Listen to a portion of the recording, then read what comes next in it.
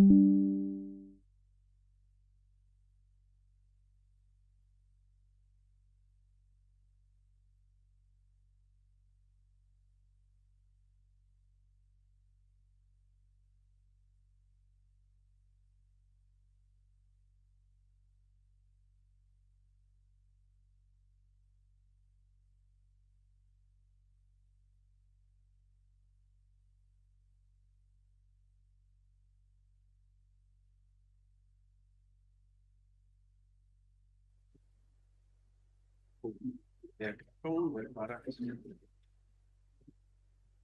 And Andrew and I.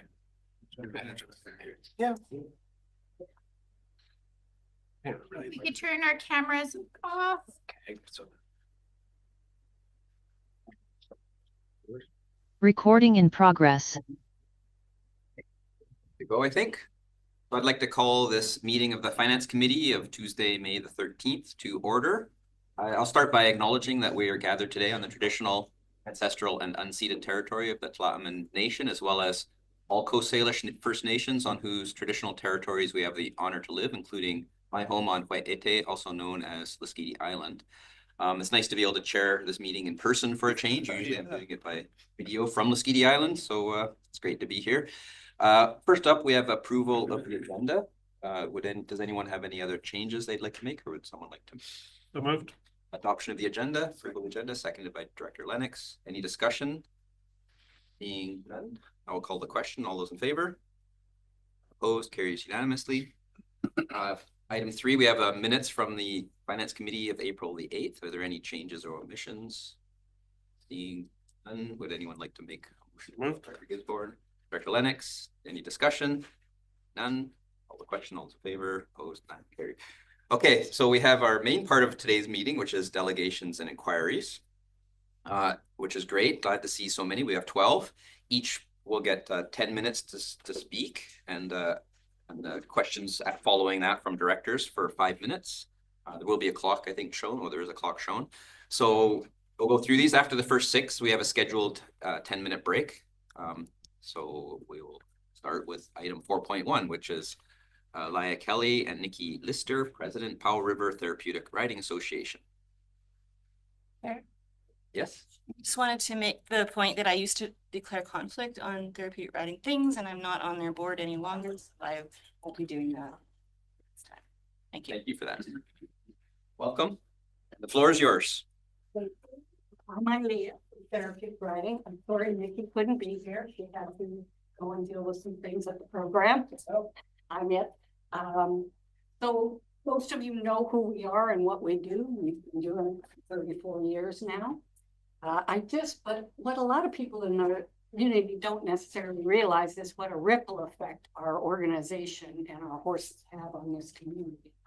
So I just wanted to talk a little bit on that, about the benefits of therapeutic riding and how they reach beyond the individual to siblings, parents, other family members, community members, teachers, doctors, etc. There's a ripple effect, and ultimately it results in a healthier, happier community.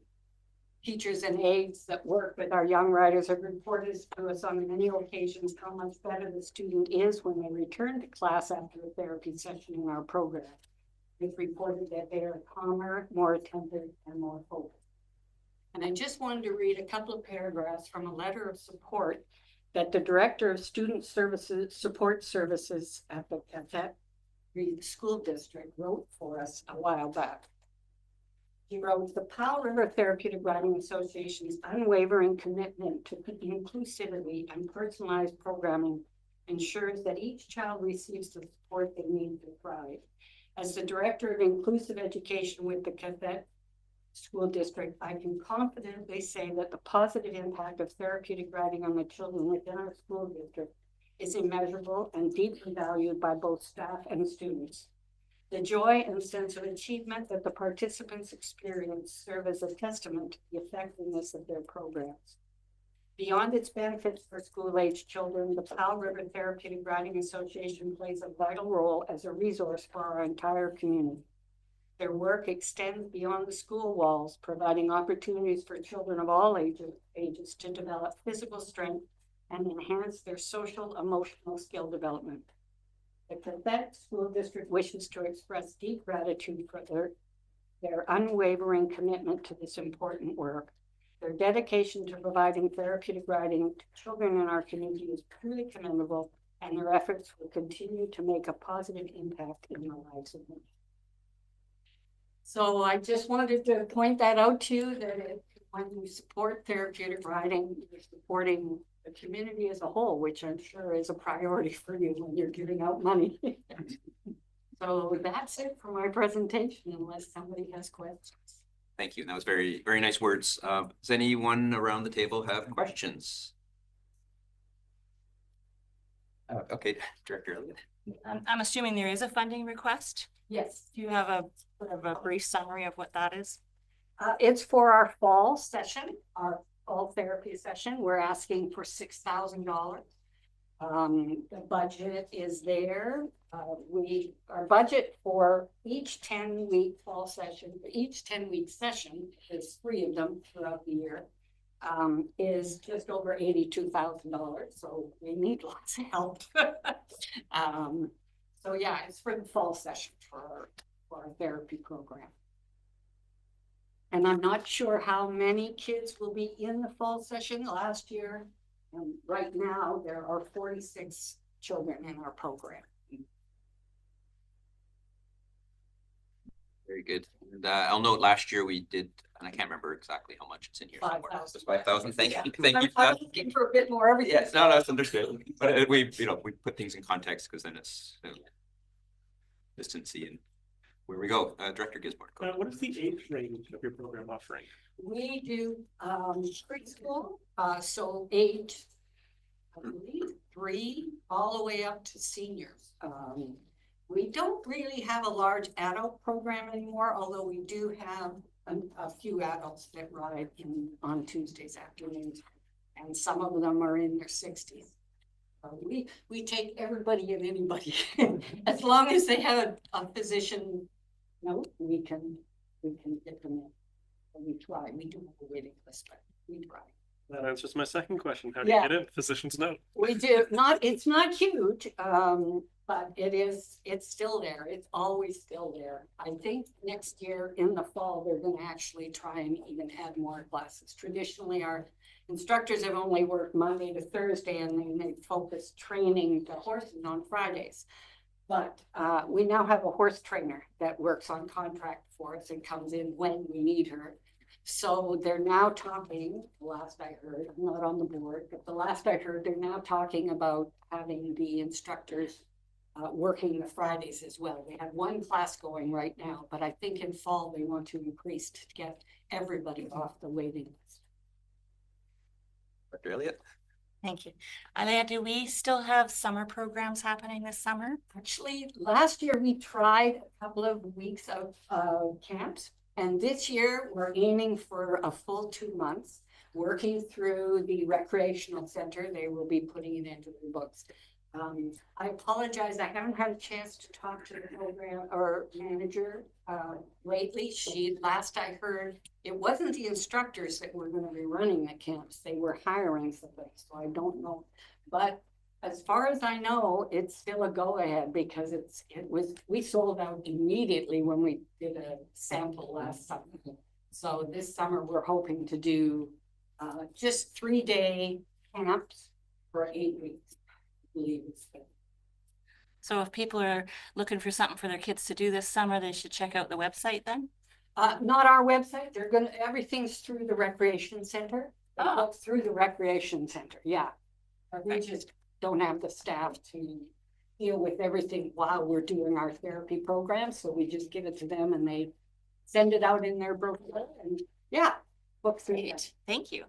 Okay. I have just one brief question, which so I know in your profit and loss statement, you have a wide range of funding sources, which is great. And you do a lot of fundraising efforts. How many, I see manure sales and food orders and events, about how many, I mean, those take a lot of effort, I know, from other community organizations. About how many per year are you organizing for these? We have a new board and they're gung-ho. So they're doing fundraisers left, right, and center. They did a soup thing. They did a burger and beer recently, and for the first time since we got shut down for COVID, we're doing our family day in June. That's a big fundraiser for us. We have t-shirts and we get sponsorships and everything. We try and do something with the fall fair and with the market. And we of course have our open house around Christmas with Santa Claus and the whole thing. So yeah, they're busy as bees, these guys. I love it. I don't do fundraising myself, just to grabs, but yeah, they're out there pounding the bushes. That's great. Well, thank you. And I see a lot of other grant opportunities too. So Okay. efforts too, I should say. Director Southcott, and noting we're almost out of time, but go ahead. Yeah, thank you, Chair. Yep. Just along the same line, just remembered something that made me curious. In your long list of revenues, sources, a lot of them donations, one is other charities. And that really made me curious. You've got what looks like some charities here already, United, for example. But can you, off the top of your head, and I don't need an answer because it really is just curiosity. So good to see so many sources leveraged. Well, I'm 6,000. thinking What? they don't have the foundations listed, so I'm thinking it's the foundations. It's 46,000.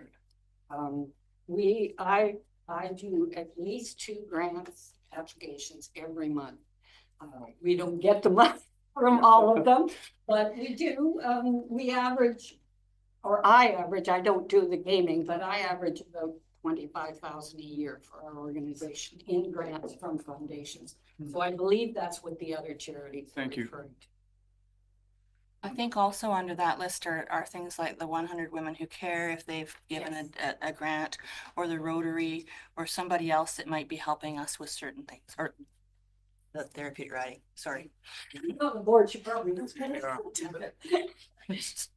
To change my lexicon, but Well, thank you very much for coming before us, and we will be considering these grants at one of the next 1 or 2 finance committee meetings. Okay, thank you for your time. Thank you. Oh, next one is Mr. Paul Cummings, Director and Artistic Director, and Andy Rice, co-founders of Townsite Jazz Festival Society. Seem to be online, and once they're set up, the floor will be theirs. The Rice there. Here's Mr. Cummings. Oh, and Mr. Cummings has come in person. You're next. Perfect. I mean, you're up. Just like a performer, eh? The Rice is on the You said your name and you walked in the room. What? video, and Mr. Cummings is here. Floor is yours. Wow, okay, great. Oh, and there's Andy Rice. The presentation, you just need to hit the next arrow to get the slides, Okay. but we're on a Zoom here as well. Okay, great. Oh, it's good to see everybody. Hi, Andy. Hey, Paul, how you doing? Good, thanks. So, Andy, should I just dive in? Yep, dive in. Okay, here I go. So good afternoon, everybody here at the qathet Regional District Finance Committee. That's what I'm looking at, right? The Finance Committee, Board of Directors. Thanks so much for your many years of support. We're super proud of our Townsite Jazz Festival, and your help has really helped us to become what we are. And Andy and I are here on behalf of the Townsite Jazz Festival Society in support of our request for multi-year funding. And I thought I'd begin with just a quick 2025 festival recap for anybody who wasn't able to take in any of the concerts. I've just got a few slides that'll help you capture the essence of what the festival looked like this year. So there's a little walk through some of our venues. That's a couple of our wonderful volunteers. Where's our slideshow? Oh, there it is up there. This is during our concert number 1 at the Shingle Mill. At the Shingle Mill, and we have multiple concerts there. It's a great venue, and and distinguished Clawman Elder Betty Wilson. I just love Betty, and my students adore her as well. Those are my students behind, and that's her opening the festival for us. There's a photo of the Shingle Mill in full action. That's my jazz choir opening for the Ben Wayne Kyle trio, sold out performance. Here's a photo of Brazilian artist Celso Machado performing in the Max Cameron Theater during our preview party. Lots of very happy audience members that day for sure. And he did a workshop with school district kids, teaching them how to make Brazilian rain sticks out of all sorts of stuff you can get at the hardware store. And they later performed with Celso Machado in the Max Cameron Theater. And that workshop, there was about 300 students from intermediate up to grade 12 that were involved with that. So that's our Max Cameron Theater. This is also at the Max. This is the Karen Flamenco group from Vancouver. And what's a flamenco group doing at a jazz festival, you ask? Well, when I discovered this group in Vancouver, I was like, it's musical. There's a singer, a fabulous guitar player, reminds me of the Gypsy Kings. Do they improvise? Yes. Is there a way for them to perform with my high school jazz choir? The answer is yes, and they did. So that was great. Boy, there's more Juno awards on this stage right now than you can shake a stick at. This is too much guitar at the Max Cameron Theater. As you can see, we have different looks for different performances. The Blue Room, also known as the Freemasons space in the basement of Dwight Hall, is my favorite little jazz venue. We can put about 100 people into that. And with the city's help, we dress it up and make it our own. That's an ensemble full of qathet School District alumni from Walter Martella down. And here's a vocal jazz group performing in the Blue Room. And again, a bit of a different look for a different group. That's a very popular venue. This is in Brooks Hall, also known as the Brooks Cafeteria. And we build a stage and we do something called Jazz and Appies. And the Appies are provided by the Brooks Culinary Arts. And this is a group from Oak Bay opening for the Steve Carson, Powell River's own Steve Carson quintet. There's Steve and his group. His big brother playing the drums there, Eileiah Carson. That's a fabulous venue. About 145 people is a sellout there. We offer a number of free concerts, including concerts at the school when all of the school kids perform for each other. And we pack the theater with about 400 kindergarten to grade 12 kids come in and support. And this is a free concert. This is a group from Capilano University, a couple of local kids in there, and they're playing at Royal Zeka. And of course, you have to have the Carson family perform at the brewery. That's another free concert that we offer. And then at the end of the entire experience, such a broad spectrum of our community shows up at our gala closing dance at Dwight Hall. And this is the 10-piece Julio Avila group from Cuba. And when I say from Cuba, like Julio doesn't speak English. He's that fresh. A lot of the guys are still working on their English. And one of the members of the band has been sponsored by Debbie D and lives in Powell River and works at the Shingle Mill. And by night, he flies down to Vancouver and he plays with this incredible group. And that's just a closing shot. So my vocal jazz singing. So this festival, it just seems like every year things get better and better. We get more people out. Things run more smoothly. They look better. They sound better.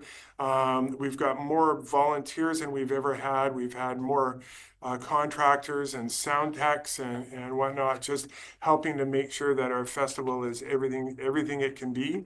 Is there a ways to go? Absolutely. There are always always is. So that's just kind of a brief update, a little taste of where the Townside Jazz Festival is at. So, yeah. So has the Finance Committee had a chance to review our request for a multi-year funding agreement with the Townside Jazz Festival Society? Has that all come across? So we will consider the grants and aid, all of them, including this request, at either the next month or the months after. So it'll be probably next month, but okay, June or July Finance Committee meeting. So the short answer is no, but it's coming up because we want to hear from applicants first. Right, yeah. So maybe I'll just say a couple of things, and I'll turn it over to Andy, because Andy, as co-founder and our main administrator for the festival, he can speak in much more detail and much more eloquently than I can about this. So, we're looking.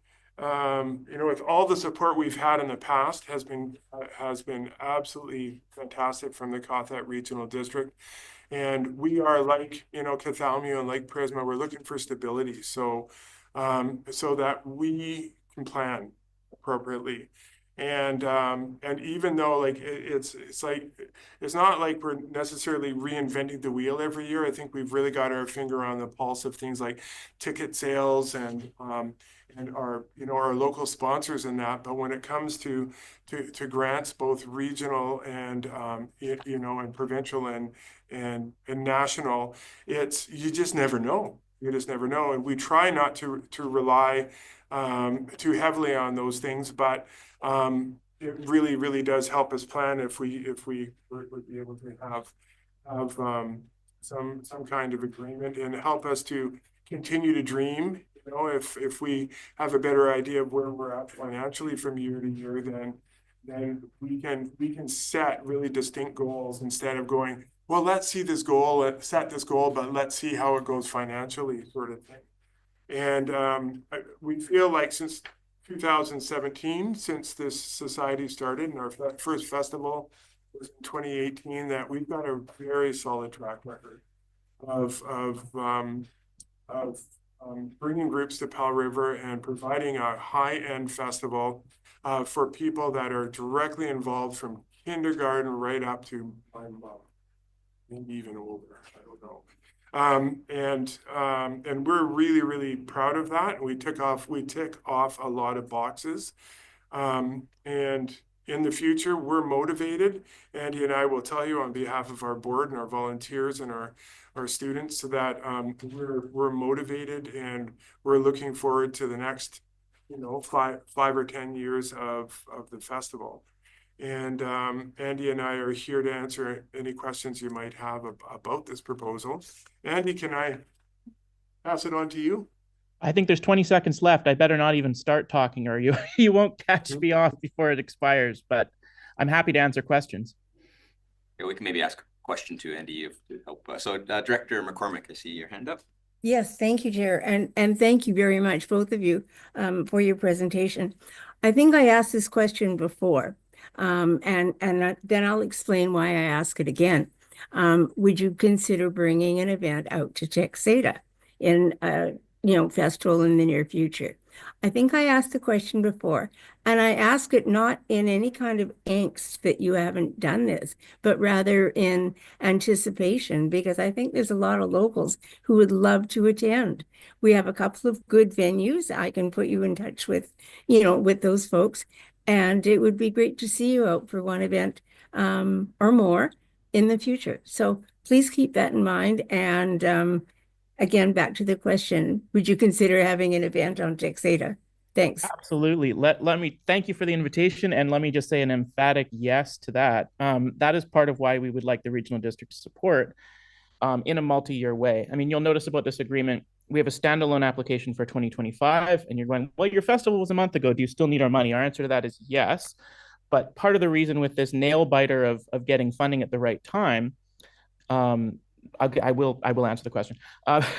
Is that the timing's a bit wonky. So with multi-year, we can plan farther ahead, book artists handle the logistics of doing some regional outreach concerts.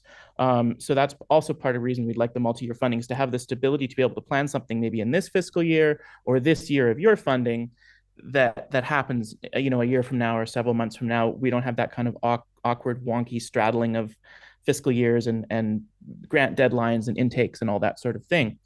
So we would love to go to Texada. I will say, over the number of years with a multi-year of agreement from the regional district, we would look at going to Savory. We'd look at going to Texada. We'd look at going back to Lasqueti. Andrew can tell you that we made a trip to Lasqueti in 2024 as the first of sort of a series of outreach concerts that are sort of part of our plan for the upcoming years of the festival, and that went very well. It was very well supported, very well received by locals there, and honestly made possible with regional district support. So those kinds of outreach events are absolutely something that we'd like to plan in the next, you know, the 2026, 27, 28 festival season. And multi-year will help us do that, and you know, do that sort of outreach within the festival timeline, but also standalone times throughout the year, because we know that these areas have events that are long-standing that we don't want to sort of swoop in and displace or compete with. So we would work with people like yourself and other people in the community to figure out what a good time for us to come would be, so that you can support us and we can support you, and have a very, very, you know, great collaboration, and really serve the entire regional district with our festival, which I don't think many other festivals have it in there, you know, when they're sitting around the table talking about what they're going to do for the next few years. I'm not sure that many others have a plan to visit you. So we do, and we want to, and that's, you will see us for sure. Okay, thank you. Thank you. Any other questions? Director Selka. Hey, Chair. How many students are influenced or involved across the board in the whole? Do you have any idea? I know lots, but. Yeah, well, we have about 100 students that participate and perform and open for the pros. So we had 2 groups from Victoria this year, and then 3 groups from Powell River, and they are directly involved. And then all of the music students at Brooks attend the workshop or workshops along with that 100. And then when the student groups all perform for each other and introduce the groups and all that kind of thing, we fill the Max Cameron Theater with 400 kids, from, you know, depending on what schools want to bring what grades, right? So I believe it's everything from kindergarten to grade 12. And then we also have some university students that participate as well, that set the example, hopefully, for the high school kids. Making upstream benefits, so thank you. Oh, my pleasure. Questions? Director Eileiah. Thank you. I noticed that a curiosity, I guess, was, have you applied to the Qathet Arts Council for a grant? Because the city runs arts grants through their council, and they take the applications and figure that out. You answer that? Mm-hmm. Yes, we have applied. That is yes, and here's your check. Oh. I mean, it's everything. Good, wasn't it? Thank you for that. Yes, we have applied to the Qathet Arts Council. We do every year for some in-kind support for the use of city venues, and some cash support as well. We know that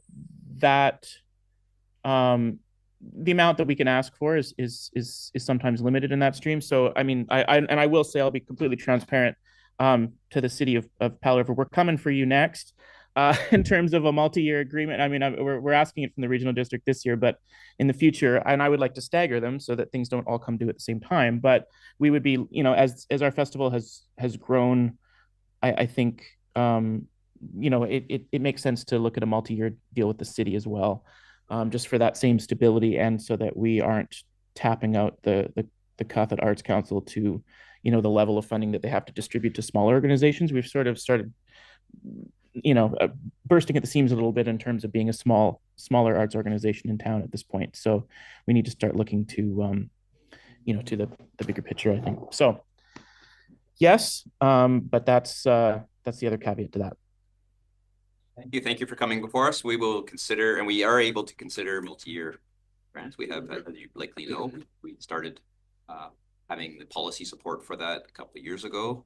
So it's within the realm of possible, and we will consider that. And no, I won't ask when you're coming to Liskini next, but I know it will happen. People will have fond memories of when you came last. So look forward to it, but I think maybe Texada first. Well, Texada can be on the way. On the way to Liskini. Okay, thank you very much. Yeah, thank you so much. For coming before us. Okay, number 4.3 is Russell Brewer, Qathet Tourism Society. And virtual. Okay, and there he is on the screen. Mr. Brewer, welcome. The floor is yours. Great, thank you very much. And just a quick check, you can hear me okay? Yep. Excellent, great, thank you very much. Well, I'm the current president for the Qathet Tourism Society and work with a great board and volunteers and a couple staff at the visitor center. So primarily we operate the visitor center in town. And just a sincere thank you for the opportunity to submit a grant and aid application and also for the opportunity to present to the committee this afternoon. In brief, our mission really is to welcome the world to the region to share the unique coastal experiences that we have here. So and we largely do that through the visitor center, obviously, but also sending staff out primarily through the summer and into the fall shoulder season, summer students to different events throughout the region as best we can. Now, our grant and aid application this year is intended to support some increased staffing and uninterrupted visitor services, really for the high summer end season and through the shoulder season into early spring. So through to the end of March for the most part. And we feel maintaining increased year-round operations allows the visitor center to really consistently support not just visitors, but also locals and businesses to help promote local attractions. We feel that helps contribute to the overall economic resiliency in the region and cultural vitality of the various events, including those that we just heard about and that you'll hear about later this afternoon yet. So we've got, and actually I just want to make a point. So about 2 hours before this, we just found out from the Canada Summer Jobs Program that we weren't successful this year in securing some funding for summer students, unfortunately. It's just coincidence that it happened a couple hours ago. That's disappointing because we've relied on that for quite a number of years to help bring on summer students. So all the more important from our perspective for this grant and aid application to help support bringing on folks to help with the visitor center. Over the past 5 years, on average, from 2020 to 2024, obviously there were some ups and downs in that. We've averaged approximately just under 5,000 visitors to the center. We have a feeling that's going to be even more important this year, just given recent events south of the border and the recent numbers for return trips from the States, for example, are down even further last month compared to last year. We're expecting a lot of folks are probably going to, as we've seen with some of the high fire seasons, make trips to the Sunshine Coast here in our region in particular from within Canada. So we think we're going to see quite an increase. So all the more reason to put ourselves in a position where we can provide some good services through the fall and into the winter. We're quite confident our grant and aid application is really consistent with the RD's policy around grant and aid applications. It hits all those initiatives we feel for which grant and aid applications will be considered. And our ask, as with last year, is for $15,000 as outlined in the application to support hiring the students. So with that, I'll leave more time for questions if there are any, and happy to take any. Thanks, committee. Mr. Brewer, and I'll start by saying congratulations on the name change, which seems to have happened just a month and a half ago. Very good. Director Southcott. Thank you, Chair. Thank you for the presentation. How much would have been coming from the feds for summer programs? It varies. I think we were seeking about 5,000 to 7,500. I can't remember off the top, but I can get that info back to the committee. Relative amount's fine, thank you. Director McCormick had her hand up, Director Elliott. Go Yeah, ahead. thank you. And my question was very similar, but I'll take this moment to say that I think you guys do a terrific job. Is it not so that you're on the front line of meeting and greeting people, and every person who's met and greeted at the visitor center goes on and spends money in shops and restaurants and activities, and the spin-off effect of having that good, positive welcoming is just, I can't underscore that. Is that in your experience to be the case, Russ? It is, and I'll often get asked, well, you know, in this era of social media and online apps and such, is there really a need for a physical presence for a visitor center? And I'm constantly surprised how many people still do when they come into a region. That's one of the first stops they make is to the visitor center because they get some additional information depending on what they're seeking, maybe where to eat out or what trails to hit or what activities, what amenities there might be throughout the region. So it very much is still a destination for visitors to the region. Thanks. Director Elliott, and then Director Lennox. Director Elliott. So I have a couple of questions. The first one relates to the students that you're trying to hire without approval of the program that you normally rely on. Is it still possible to hire these students? Or would you be looking at a different model for that? And then I have another question after that. No, it's a good question. Absolutely, we're still looking to hire students. What it may impact is just how many hours we're able to stay open and how many days through the week. So it's fresh, obviously. So depending how funding lands, we may just have to look at what our hours are and through the late summer, fall, and into the winter. It may just mean we have to claw some of the hours back later in the season. And then second question is, when we have special events and an extraordinary amount of people in town, does the Qathet Tourism Society play a role in helping in any of that? For example, we have coming up the school district's doing a bike competition, and I understand they're trying to find places for everybody. And with all of your resources, do you play a role in helping with those special events? Occasionally, yes, depending on the nature of the event. We'll have organizations, different NPOs reach out to the visitor center and our staff there to assist with either finding accommodation or sharing out info or providing packages with, you know, a summary of what some amenities particular to whatever the event may be, might be of interest to participants. So it might be bags with swag, for example, or additional regional collateral from the different businesses and tourism sector accommodators, restaurateurs, that kind of thing. Thank you.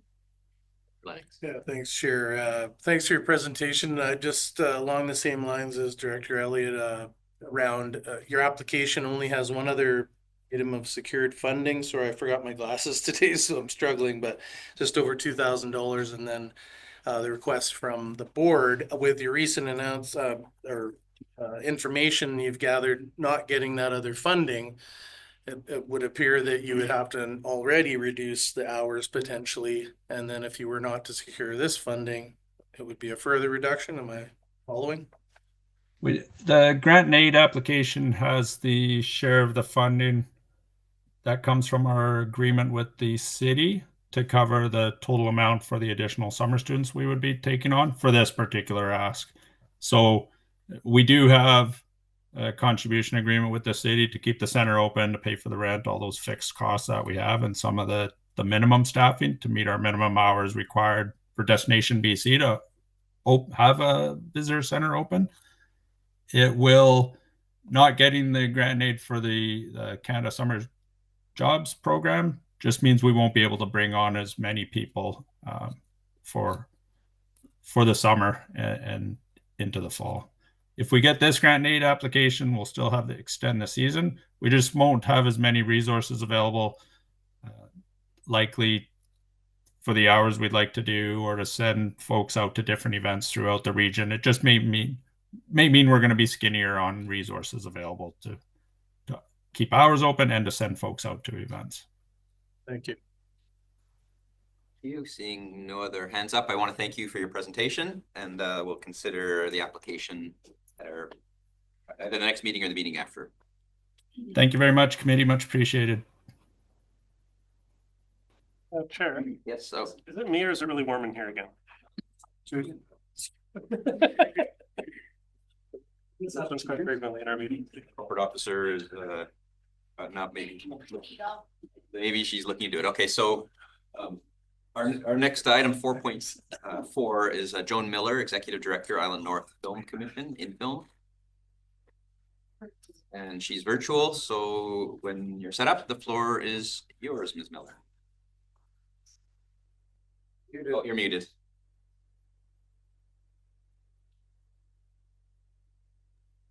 All right, There we go. I'm ready to go. You're ready to go? We're all ready to go. That's good. Thank you very much. I'd like to thank the board and the finance committee and staff and everyone who's been really helpful for us as we have moved in to help support the qathet Regional District. I think I'll move to the next page, please. Your staff is assisting on the background and history. We've been doing this with you now for a couple of years, so I'll just kind of, give you the highlights. Island North Film Commission, is a regional film office recognized by all levels of government here in British Columbia and the industry. So we're certified to attract and support the motion picture industry in BC.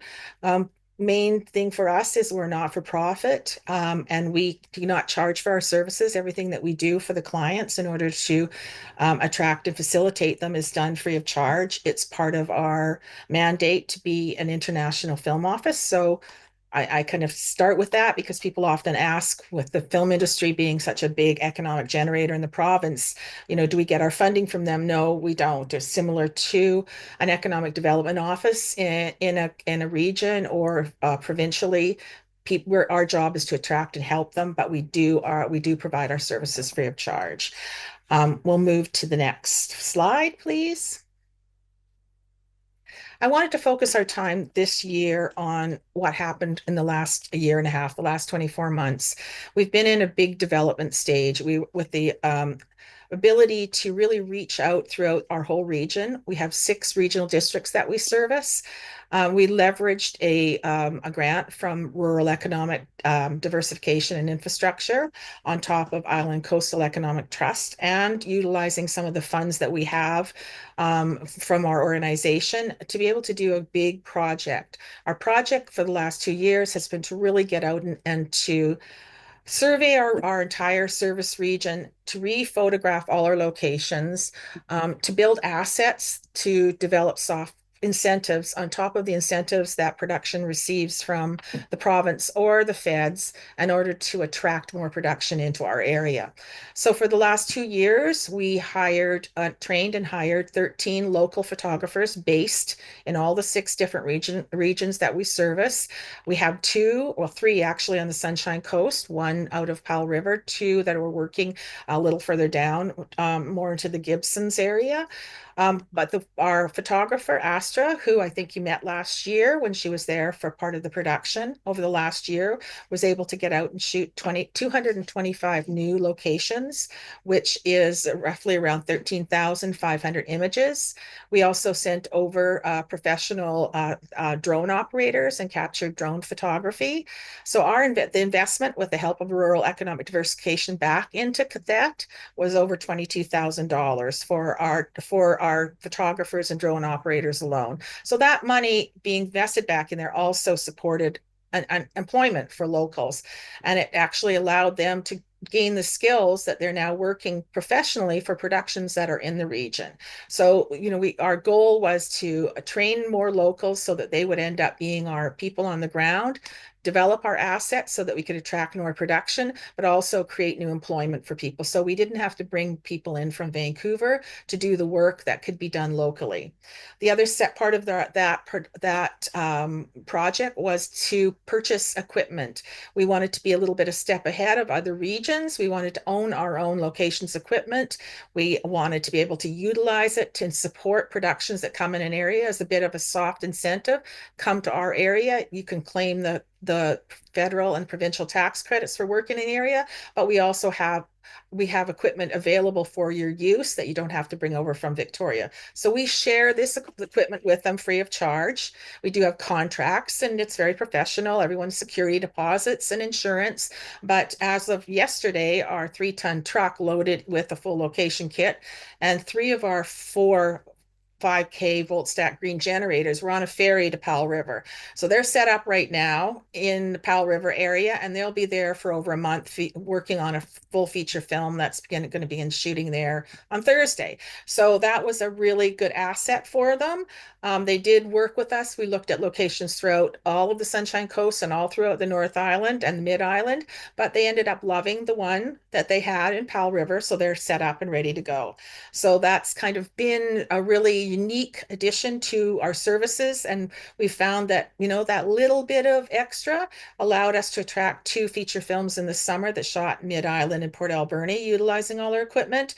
And now we have a lineup of a production waiting across the summer for this one to return.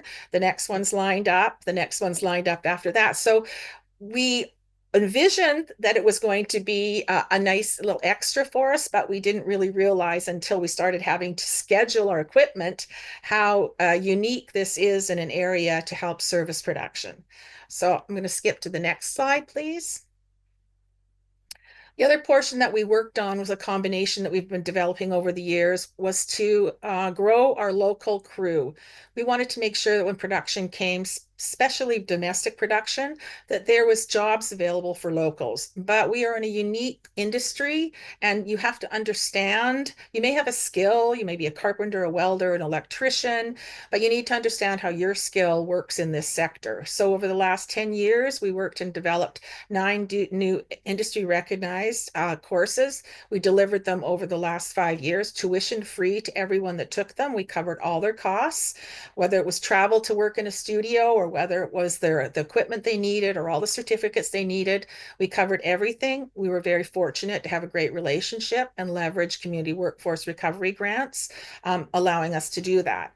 Last year, we developed 3 new courses and ran them. And while the industry itself is kind of in transition and the funding for workforce recovery has kind of moved on to different sectors, we were able to leverage industry, Warner Brothers and different studios who loved what we were doing and offered to provide support and funding for us to continue to develop our courses. They see it as a benefit for the studios to ensure that when they do come to a location, that there is a local crew on the ground that they can offset their union crew if they're coming out of Vancouver.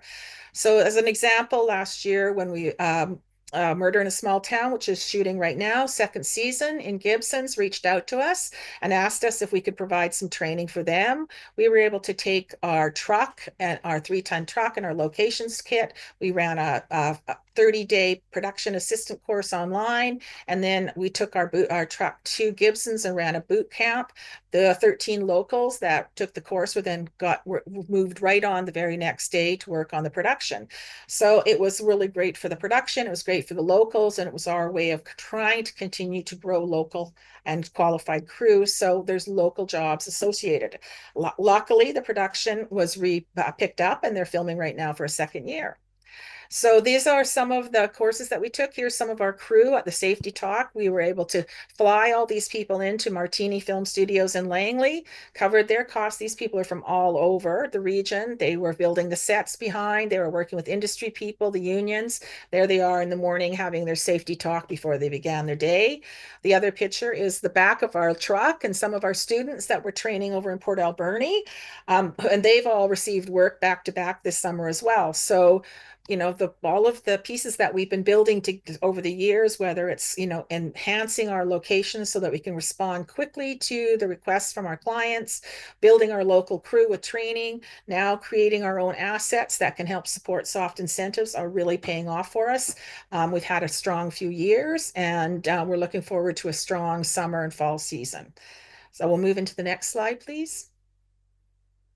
So this is kind of a list over the years.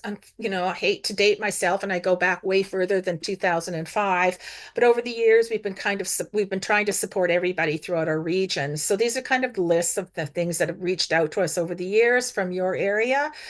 There were, you know, quite a few documentaries at the time.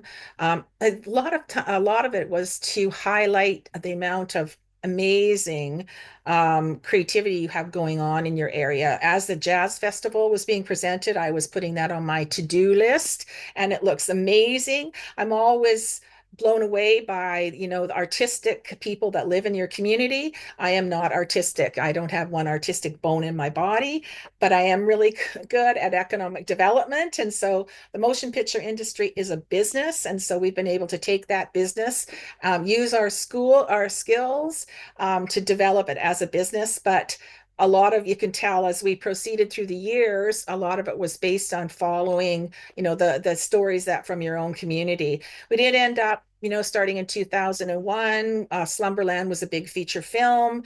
They came and based out of London. They were actually filming up in the inlets. You would never have seen them. They were doing capturing those great second unit images to put in a big Jason Momoa movie. I mean, he'd been in Campbell River the previous year filming a big TV series from Sea, working with the same director who wanted to bring his beauty shots back to this region. So that worked out of there. Exile was a great production that began in 2021. One of the first kind of domestic feature film. A lot of help and was given by your local industry there. They were really big champions with it. Some different documentary series and some local productions. And then we moved into Can I Get a Witness with Raymond Massey, people that we've worked with over the years. That particular feature film is right now making the rounds and hitting the theaters, working with Murder in the Small Town for the first 2 seasons, and Eden Express, which just is about to begin. And they will be there for over a month. And so they're a really wonderful team of industry professionals that are going to be engaged in your area. You're going to see crews and trucks and people moving around your community for the next month. Can I move to the next? Just to interrupt, you're a minute over time, so if you might. Oh, sorry. Okay, I think the last one is the next one. This is just a quick slide that talks about the economic impact when a production comes to town. These are the percentages of increase in local businesses. But I think I sent you a lot of information, so hopefully I provided enough information ahead of time. And I'm happy to answer any questions. Thank you very much. Looking around the table, is there any questions, Director Elliott? Thank you. Thank you so much. Eden Express is the one starting to shoot here in our local community in the next few days. Mm-hmm. And I understand it's written by somebody who's doing a bit of an autobiography or self-biography and spent time living up on Powell Lake, created a bit of a community up there, and that folded, and he moved on to other things. And so this story of this person's life spends time here in Powell River, and that's the part they're filming. And so I just thought that was interesting background for the film that's getting here. And I love Murder in a Small Town. I watch all the episodes. I think it's really exciting that we can see our community in movies when we go to the movies. I like it when I can do that. And thank you for coming this presentation. I don't really have any questions. I just wanted to say those. I know I support you. I one of the most I think the best parts of the job we do is when we can pick out the locations. We were watching last weekend for episode 4 for The Last of Us. They transformed the old town of Nanaimo into an apocalyptic. You never recognize it, but it was very exciting for the city of Nanaimo to see that as well. So I understand the excitement. Are there any other questions? Thanks. And I'll just make one comment as well, which is I've learned from the applications the need for these photos, and I find it interesting and good to hear that they get updated and improve my understanding of the need for that. So people looking for sites have some material. So with that, thank you for your presentation, and we'll be considering the application at an upcoming meeting. And thank you for your time. I appreciate it. Okay, item 4.5, Mr. Tom Reed, who I believe is in the audience here, President of the Texada Agricultural. Or is yours. Thank you, Andrew. Good afternoon. I'm here in two roles today. One is representing our group that's called Texada Agriculture Group, and we were formed in 2012. Oh, thank you. We were formed in 2012 to further the interests of food producers and distributors and processors on Texada, and thereby to lead to greater food security in our community throughout the region. One of our first grants that helped get us off the ground was a $5,000 grant from the regional district back when we were just getting started. That was leveraged through an iced tea grant and through a lot of fundraising in the community to eventually open the doors of our Texada Food Hub, which is our initial project. And well, it's not a project, it's an ongoing service in the community. It's a food preservation kitchen. It's not a true food hub. What we have in our kitchen is different technologies for preserving food, and it's open to everybody in the community. It's also used by entrepreneurs because it is an improved kitchen, and it's used by the school district regularly. Students come and use the kitchen. We have to go through what we have there. We have a blast freezer.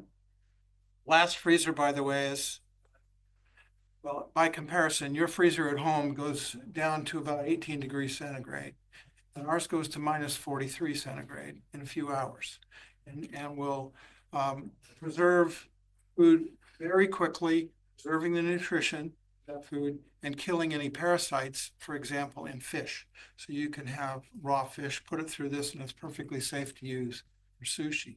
It's just one example for the blast freezer. It's used for all kinds of foods. We have a commercial oven, which gets used quite a bit for baked goods that are then later can be sold commercially. We have, or used at home. We have canning equipment. We have a dehydrator, commercial dehydrator. I put as much as 50 pounds of apples in there and came out 2 days later, beautiful dried apples. We have fermentation crocks.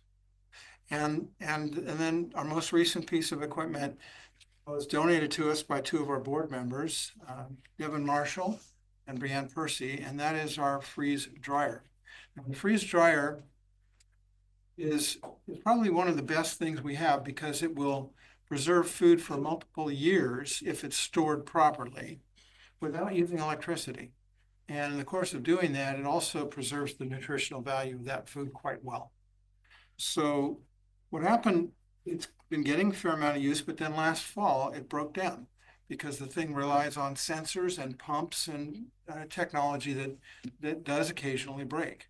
And we bought it from an outfit in Eastern Canada. It took a little while, like a matter of a couple of months to get it back online. And when that gap opened up right in the middle of harvest season, September, October, that sent up a signal, we need to do something. We need to get another one of these things because we can promote that. And believe me, it does get a lot of interest. That's why I'm here today, is we want to get a second blast freezer, second freeze dryer. And there is a change I want to make to the proposal that we submitted. When we wrote that in March, we were not aware of all the other potential funding sources that would contribute to this kind of a project. So we did a placeholder, was to ask for the full amount. It's $14,000 and some dollars. And today I'd like you to change that and cross out that amount and put in 25% of that amount. That comes to about $3,600. And that's in keeping with the policy of this committee for grant and aid. That's your preferred approach.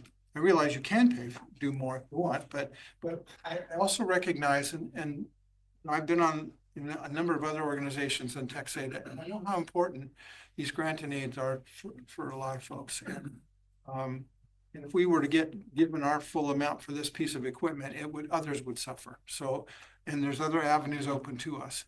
So that's basically how I'd like to proceed. And at this point, I think I want to mention one more thing, which is we are, I'm sure everyone in this room knows that we're in a time when food security and food sovereignty are becoming more important day by day, week by week, and certainly year by year. We need to be paying much more attention to this. And our group was founded to look after food security and food sovereignty.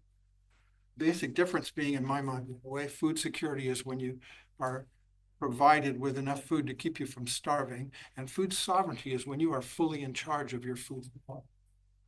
Big difference. And that's an oversimplification, but it gives you the idea.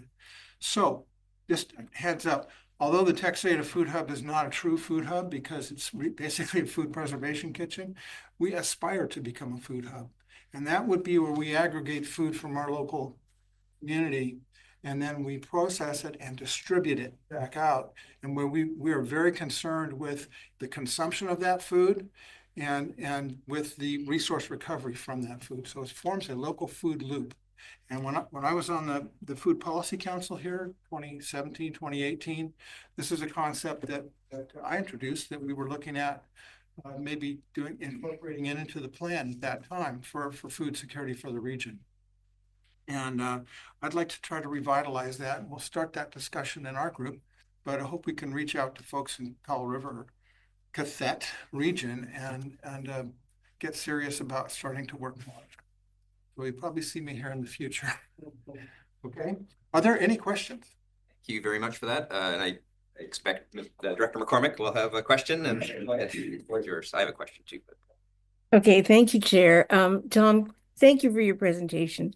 You have really built this out of nothing, and it's a lot to your dedicated group's credit that you've got a really fabulous local facility now. My question is about the freeze dryer that you are looking to get. Are you trying to get a new one?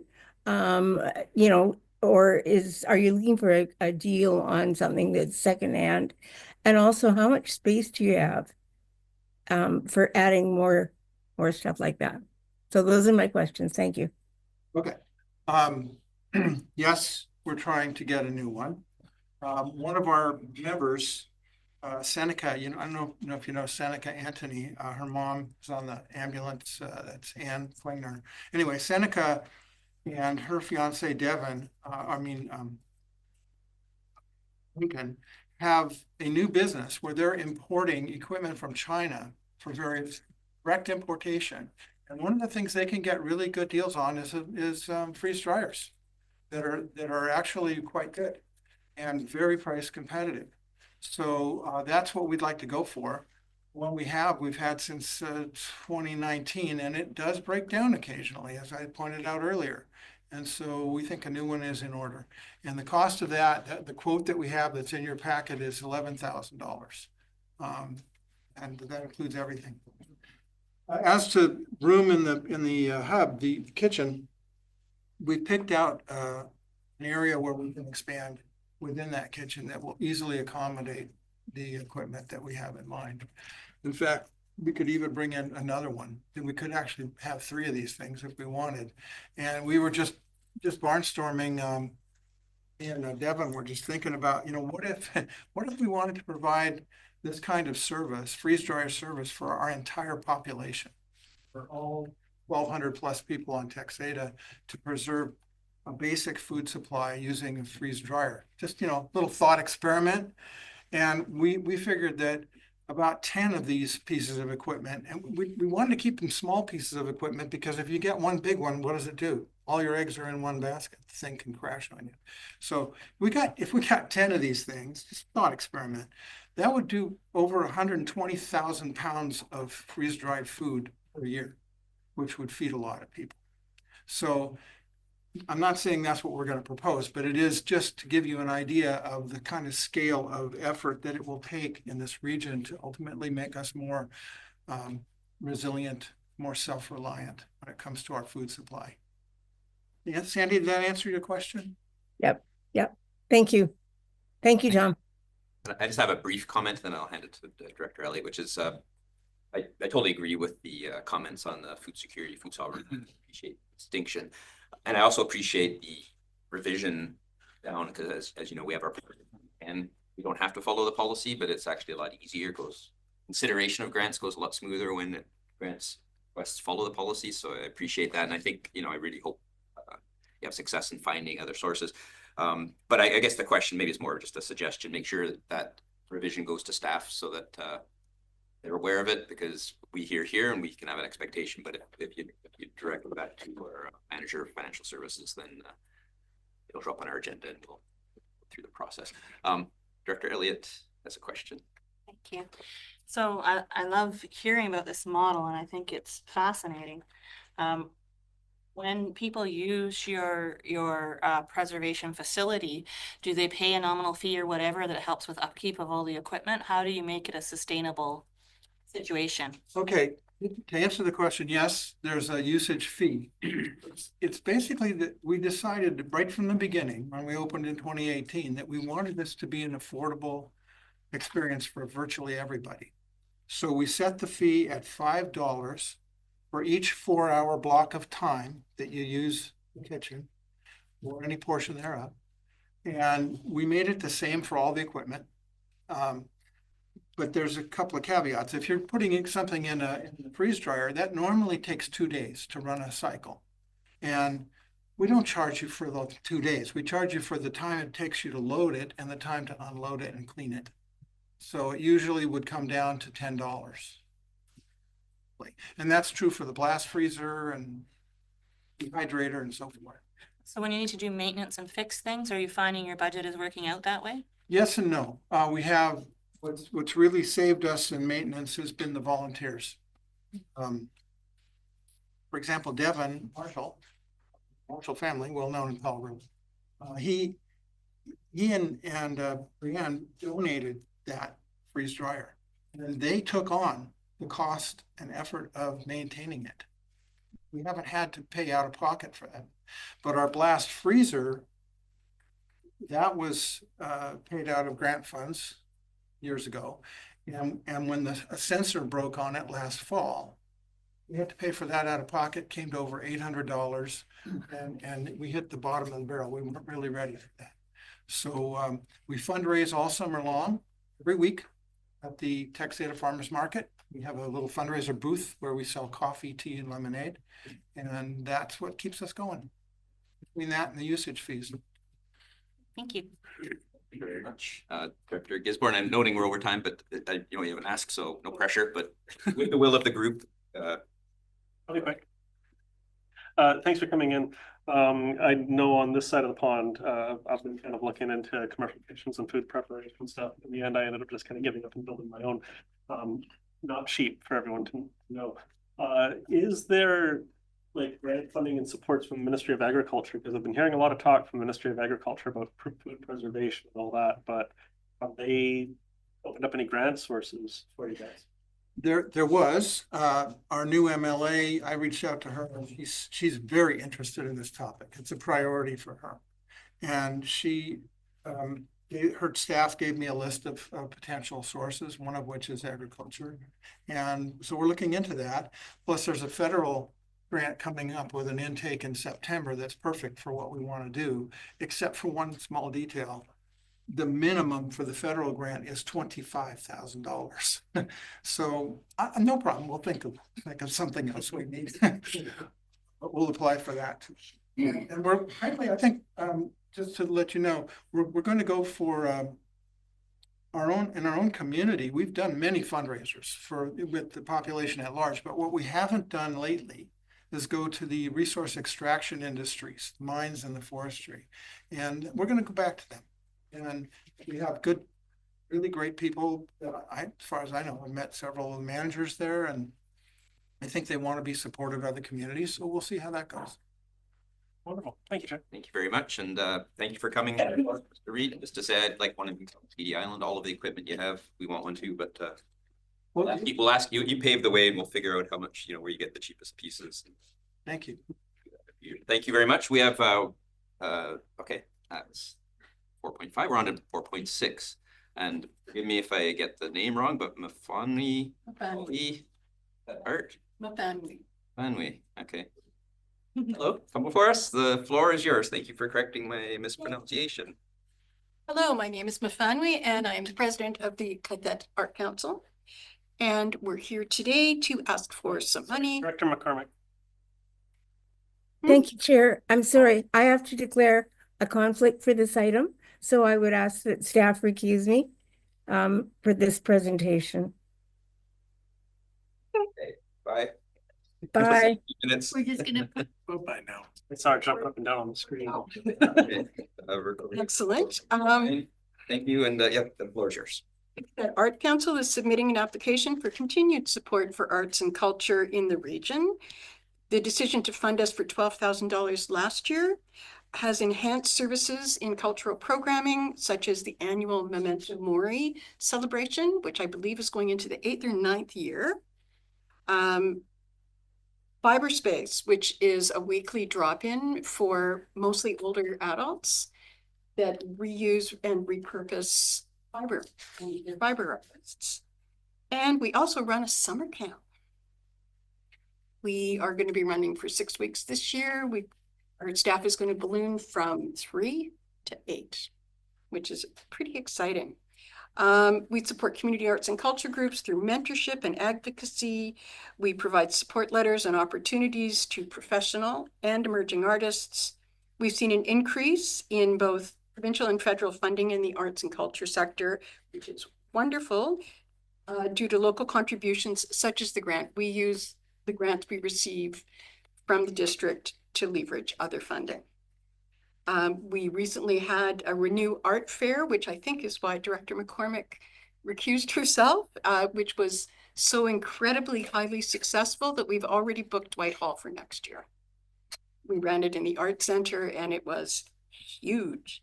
We also hosted an international sound artist, Giorgio Manganese, quite recently, and that was also very, very well received. Lots of people came.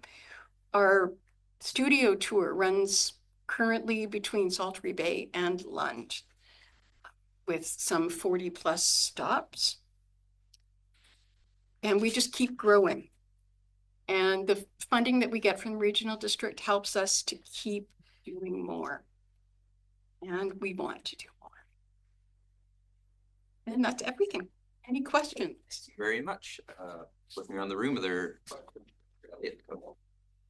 Thank you. I just wanted to elevate and highlight the concept of funding coming from local governments, really leveraging extra grants from the other agencies. So if the local governments stop providing grants, those grants stop too. And I wanted to ask, how much is that we're leveraging with our?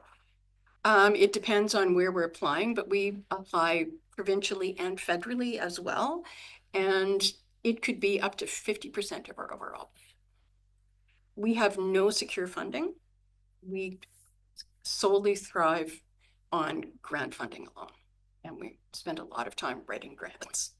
So the amount we fund here locally is quite small compared to those outside grants, but those outside grants won't arrive without them. They absolutely will not. The outside grants, they will not support us if we don't show that we have local support for our programs. And what we do does serve the entire region. Thank you. Thank you very much. Are there other questions around the table? Seeing none, I want to thank you for coming before us. Thank you. Very good information. And have Director McCormick come back now, I guess, and you have a scheduled 10-minute break. So I will call yes. Yeah, she comes back, so she can leave again. Call her back after. She's at home, she's on break anyways.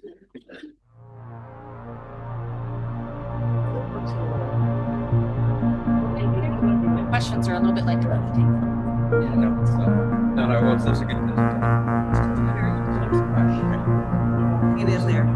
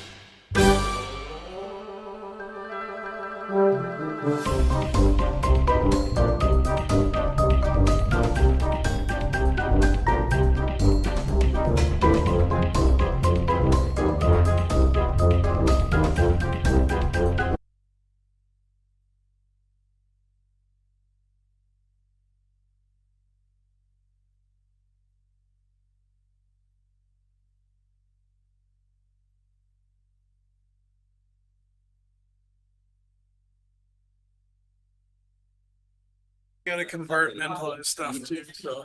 It's for mental health. Otherwise, Okay, press is coming in. Recording in progress. Chair, I don't know where gavel is, but we're gonna get everybody to order. Order. I'm gonna call this meeting back to order. 2:24, and we'll get into our second half of our delegations. So item 4.7 is Joan Brown, Executive Director, Qathet Community Justice. Correct me if I mispronounce your name. That's okay. You were pretty close. Okay, floor is yours. Okay, sweet. Thank you. Everyone, thanks for having me. Yeah, pleasure to be here with such an amazing crew of organizations doing such good work. So thank you. Yeah, I'm Siobhan Brown. I'm the Executive Director for qathet Community Justice. And yeah, so I think most of you probably know a little bit about what we do, but essentially we're a local nonprofit. We've been running for about 20 years, started on Texada. We've got 2 staff members and almost 50 volunteers now. And we're a restorative justice organization. So essentially that means that we do community kind of mediation style for criminal and non-criminal cases. So that could be things like assault or vandalism or neighborhood disputes, issues over bushes and hedges. So quite quite a variety. And we also do community training and workshops as low cost or free as possible. We have a thriving youth restorative action program that's supported by youth volunteers. They're up at Berks and in various different elementary schools this year, again, giving presentations and training and peer facilitating conflict cases. And then just kind of collaborative projects with other organizations as they come up. So we've been asked to facilitate dialogues with YouthCat and with various other organizations. So yeah, very kind of collaborative activities. Restorative justice, for those who don't know, is essentially a way of dealing with conflict and crime that focuses on the people who've actually been impacted. It gathers what we sometimes call the affected party and the responsible party together with the friends and family and support people. It talks about what happened, who has been impacted, and what needs to happen next. So it's essentially just kind of putting the power back in the hands of the people who've really been impacted to make decisions about what's next. We use something called a peacemaking circle process. And it's something that is really rooted in Indigenous knowledge, in particular. knowledge from Mark Wedge from the Carcross Douglas First Nation, as supported by Kate Pranis and Barry Stewart, who was a former chief judge in the Yukon. So there's about 1,000 different restorative justice processes, but that's kind of the one that we use. Restorative justice can be used side by side with the criminal legal system or as an alternative. So we can get referrals from like pre-charge from RCMP, post-charge from both provincial and federal crown. We have an MOU with our provincial crown.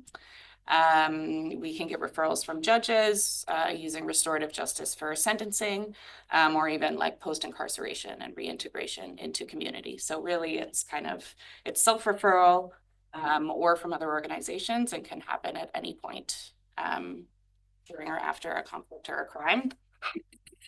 We receive our referrals and essentially say, is the person taking responsibility? Is the person who's being impacted wanting to be there? Is it voluntary? And do we see any major safety concerns? Like, do we think that this kind of process is going to cause further harm? So the suitability is not like based on the crime and more about the people who are actually involved and if they are wanting to be there and willing to do the work. And from that point, we have preparation meetings with the individuals and their supports. That can range from 2 to 7+, depending on how complex the case is. And once everyone is ready, then we gather in that larger community circle space, ask those kind of core restorative justice questions. Who has been impacted?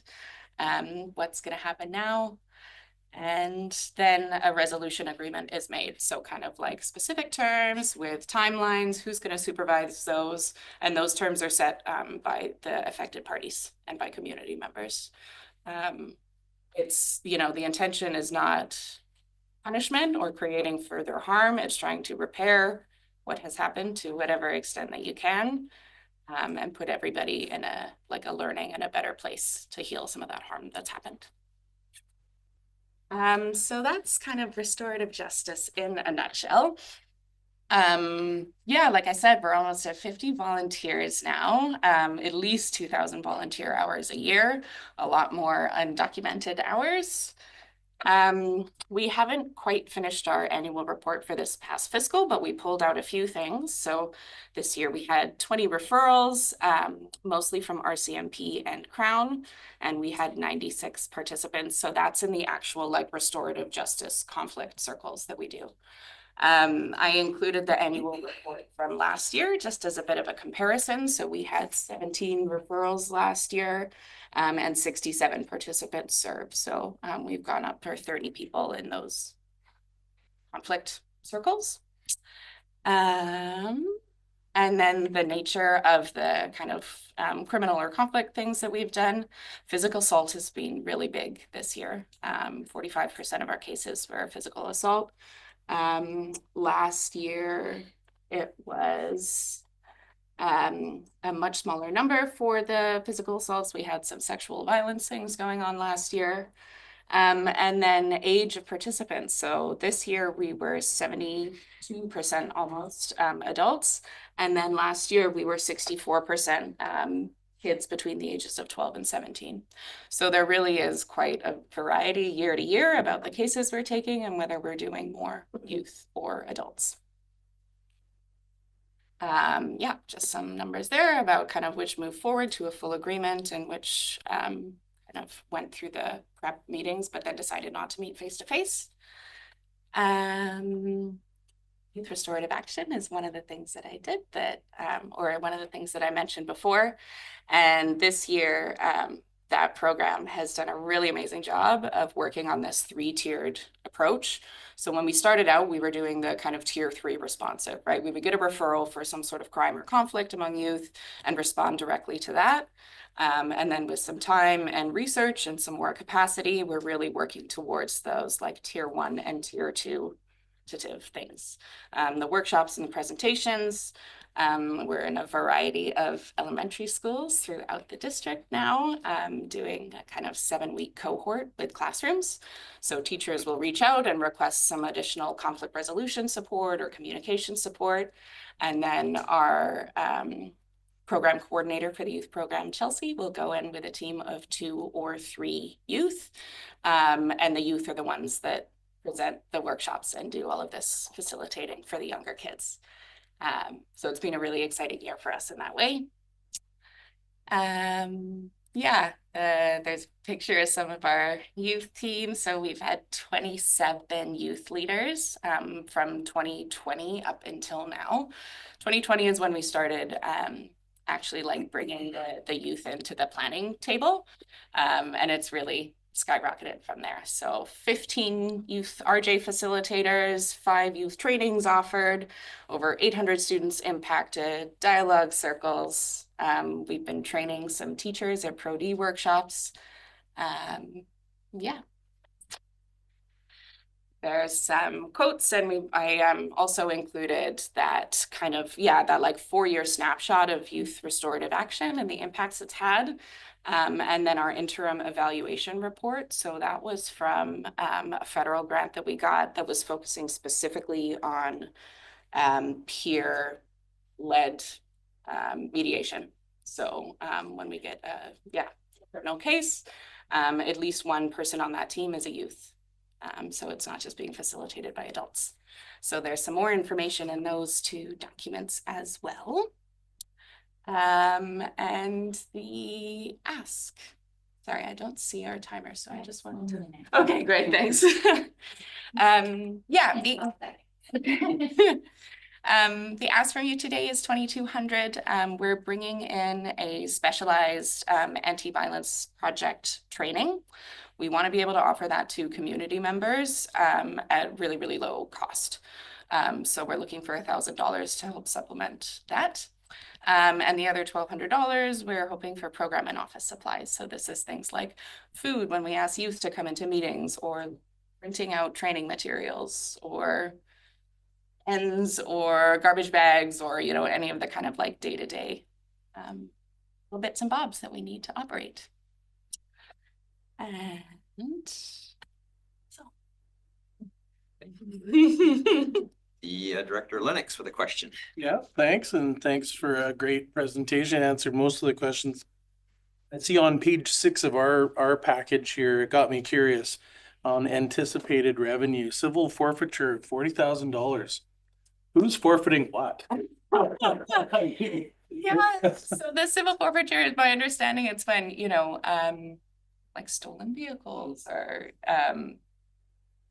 for it is, but do you have to apply for that, or is that? Yes. Okay. So the only guaranteed income that we have is $4,000 in CAP funding.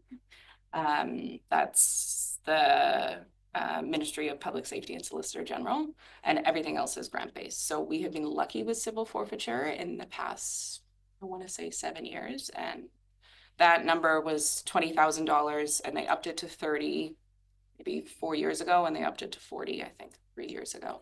So we've been lucky, but again, it's not guaranteed. And there's a few restorative justice organizations on the island that I know of that have traditionally gotten civil forfeiture and have not this year. So that's kind of one of our core, knock on wood, we can get it, but it's less stable than it has been in the past. Thanks. Just a quick follow-up, a question we asked earlier, would this funding then leverage that type of funding? So It's very similar to what Myfanwy was saying. You've got to kind of demonstrate letters of support and things like that. Brender. Thanks, Chair. There was a few different numbers thrown around in your presentation, 20 referrals, 13 for consultation, 96 participants, but in the application it says 700 served. So I'm kind of curious as to how you define a client served. If there were only 20 referrals, how do you get 700 served out of that? Yeah, so those numbers, the 20 referrals, is for like physically sitting down in a restorative justice circle and having a mediated dialogue. The other numbers would be like the hundreds of students that are participating in workshops and trainings, or the people who are reading our newsletter every single month, the people who are attending Pro D. So the referral numbers and the 96 participants from this year are like butts and chairs. Thank you. Thank you, Siobhan. And so when you were talking about that triangle, that top triangle is where you're dealing with your referrals. The bulk of your work is in preventative stuff, that's training and so forth. My question is specifically about things like the Gaming Grant Resilience BC and the Youth Justice Fund, which apparently is the larger part of your budget. What kinds of things, those kinds of things? So is our local funding critical for those, or were those one-offs, or are they going to be repeat things? Gaming we have had for the past few years. So hopefully, unless something changes, we expect to keep getting $8,000 or $9,000 from them. The big one, the Youth Justice Fund, was a one-off. It's a 3-year funding. So really, I think what strengthens those is, yeah, the demonstration of the community support. You know, we have to submit our whole list of partners, and then also kind of organizational capacity. So we need to be able to say that, you know, consistently we will have an office that we can go to, or like we know that we will have a staff person who can mentor the youth and go to all of those meetings. Yeah. Does that answer? It does. Is there any overlap between legal aid and what they do and what you do? Not really. People ask that pretty frequently, but yeah, like, well, some of the volunteers are lawyers, but I'm not a lawyer. And we kind of say that like we are specialized in restorative justice processes, and that's what we do. So people may ask us, you know, is this suitable for restorative justice? And if it's not, then we're redirecting them to something like legal aid or other community services. Okay, thank you. Oh, thank you. We appreciate your presentation. Can you speak to savings, both monetary and perhaps otherwise, social costs of social justice over the conventional Western justice system? Yeah, totally. So there's kind of a few different numbers, but typically in terms of going through the criminal legal system or going through restorative justice, you're looking about a 4 to 1. Another number that I have heard in an Ontario study from a few years ago was that it costs about $900,000 for one youth in the criminal legal system in the course of their adolescence. And, you know, so our annual budget is around $200,000. So, you know, dozens of youth that we're impacting. There's one kid for 900,000 or a whole program serving dozens of youth for 200. And then the kind of like social benefit things, the numbers that I've heard there are more 8 to 1. Thank you. Thank you very much. Thanks for coming for us. I appreciate your presentation. Thank you so much.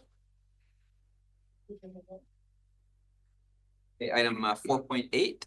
Next up is Leslie Sutherland and Trevor Edwards from Powell River Child, Youth and Family Services Society, Orcabus. Welcome to the committee. The floor is yours. Brief introduction and then. Okay.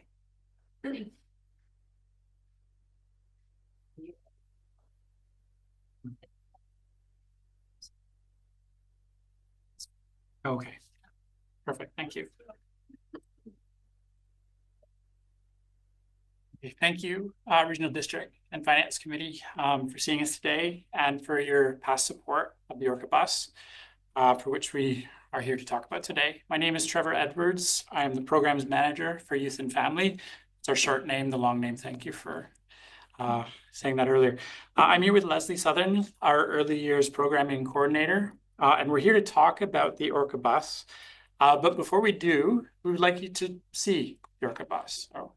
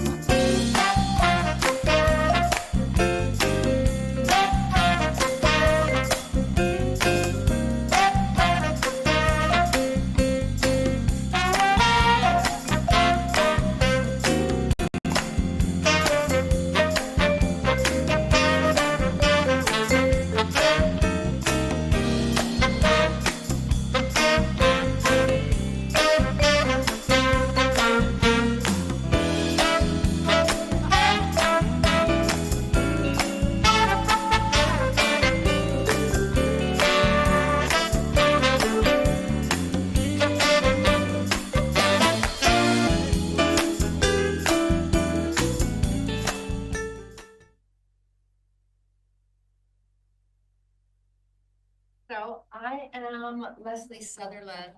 I am the coordinator of the early years program and facilitator of the Orca bus. So I get to go on Orca bus, meet all the families.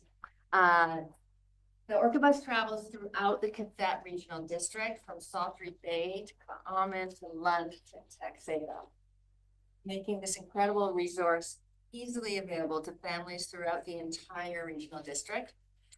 Now, as most of you know, the Orca bus is a beautifully converted school bus offering a creative and supportive early years classroom and a play space for young children and their caregivers.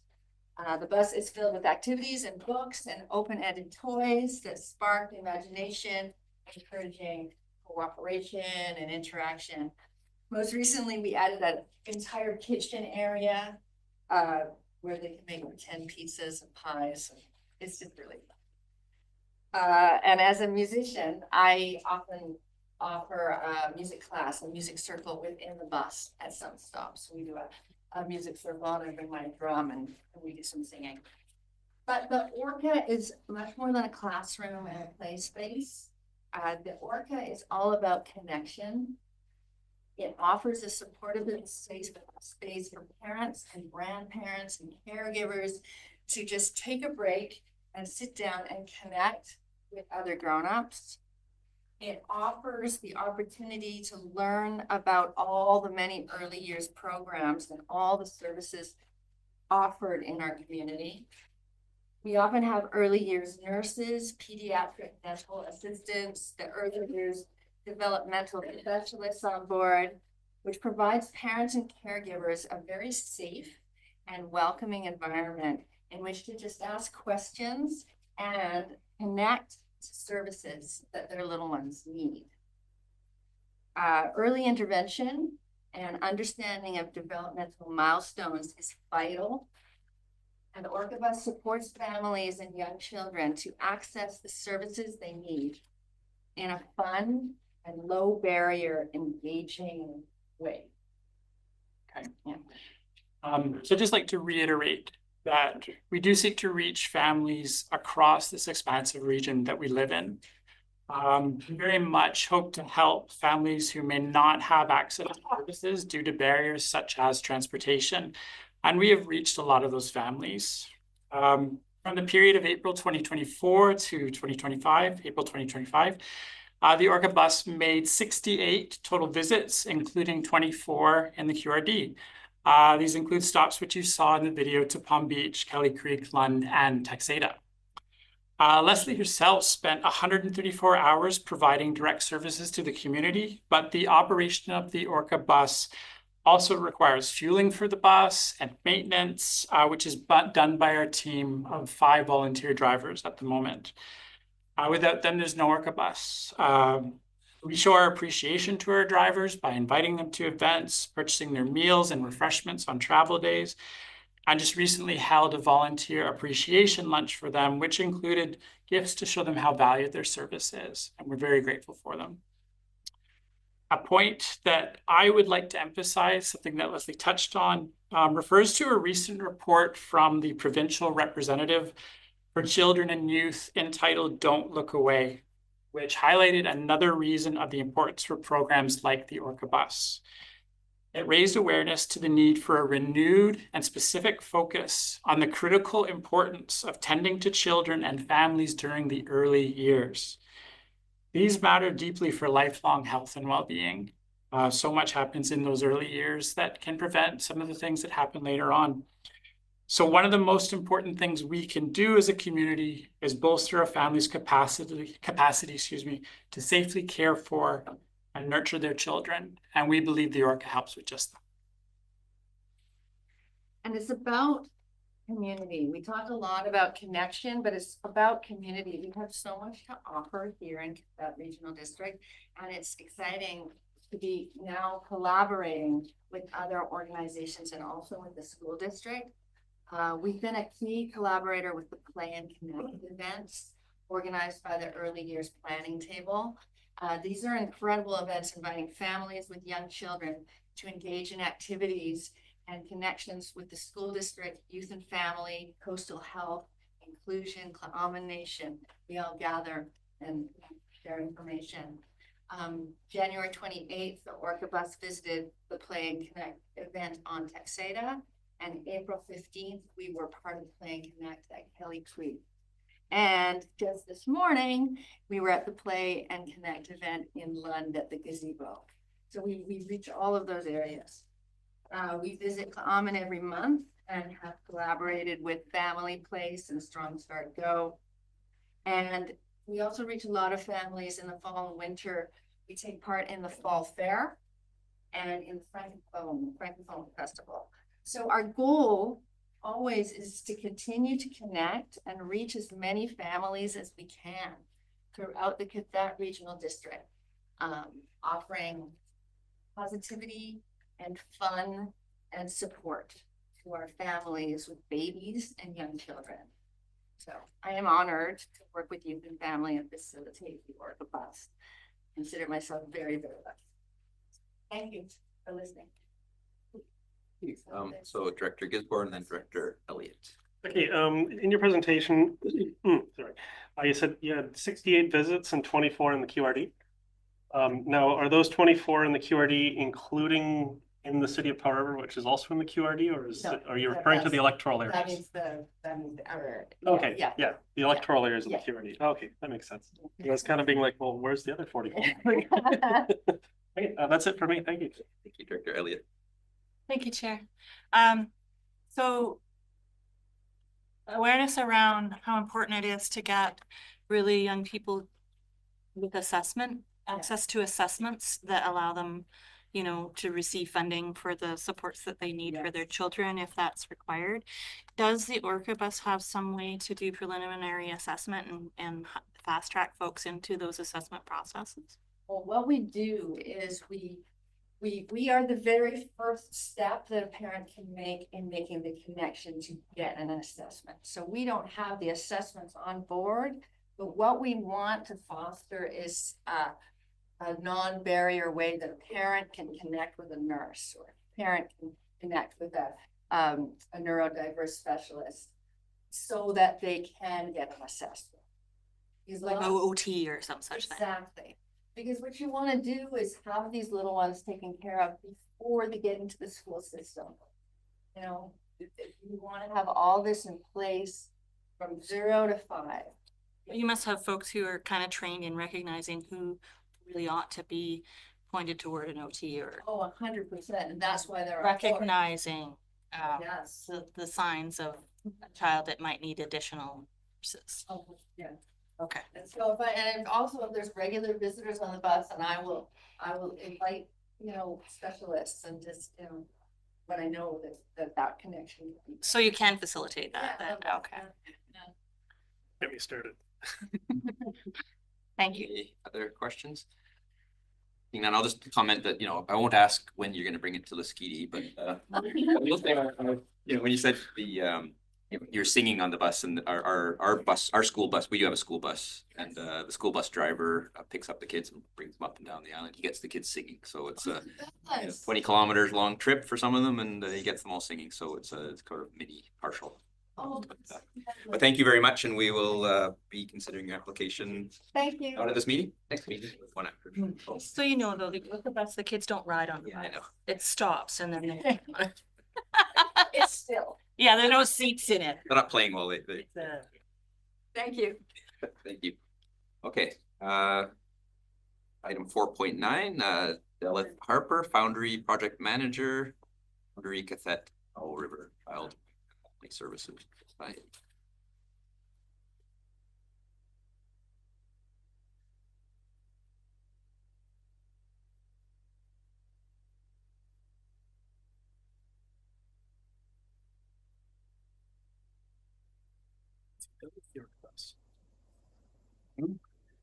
You see Dell with the Orca bus? Not anymore.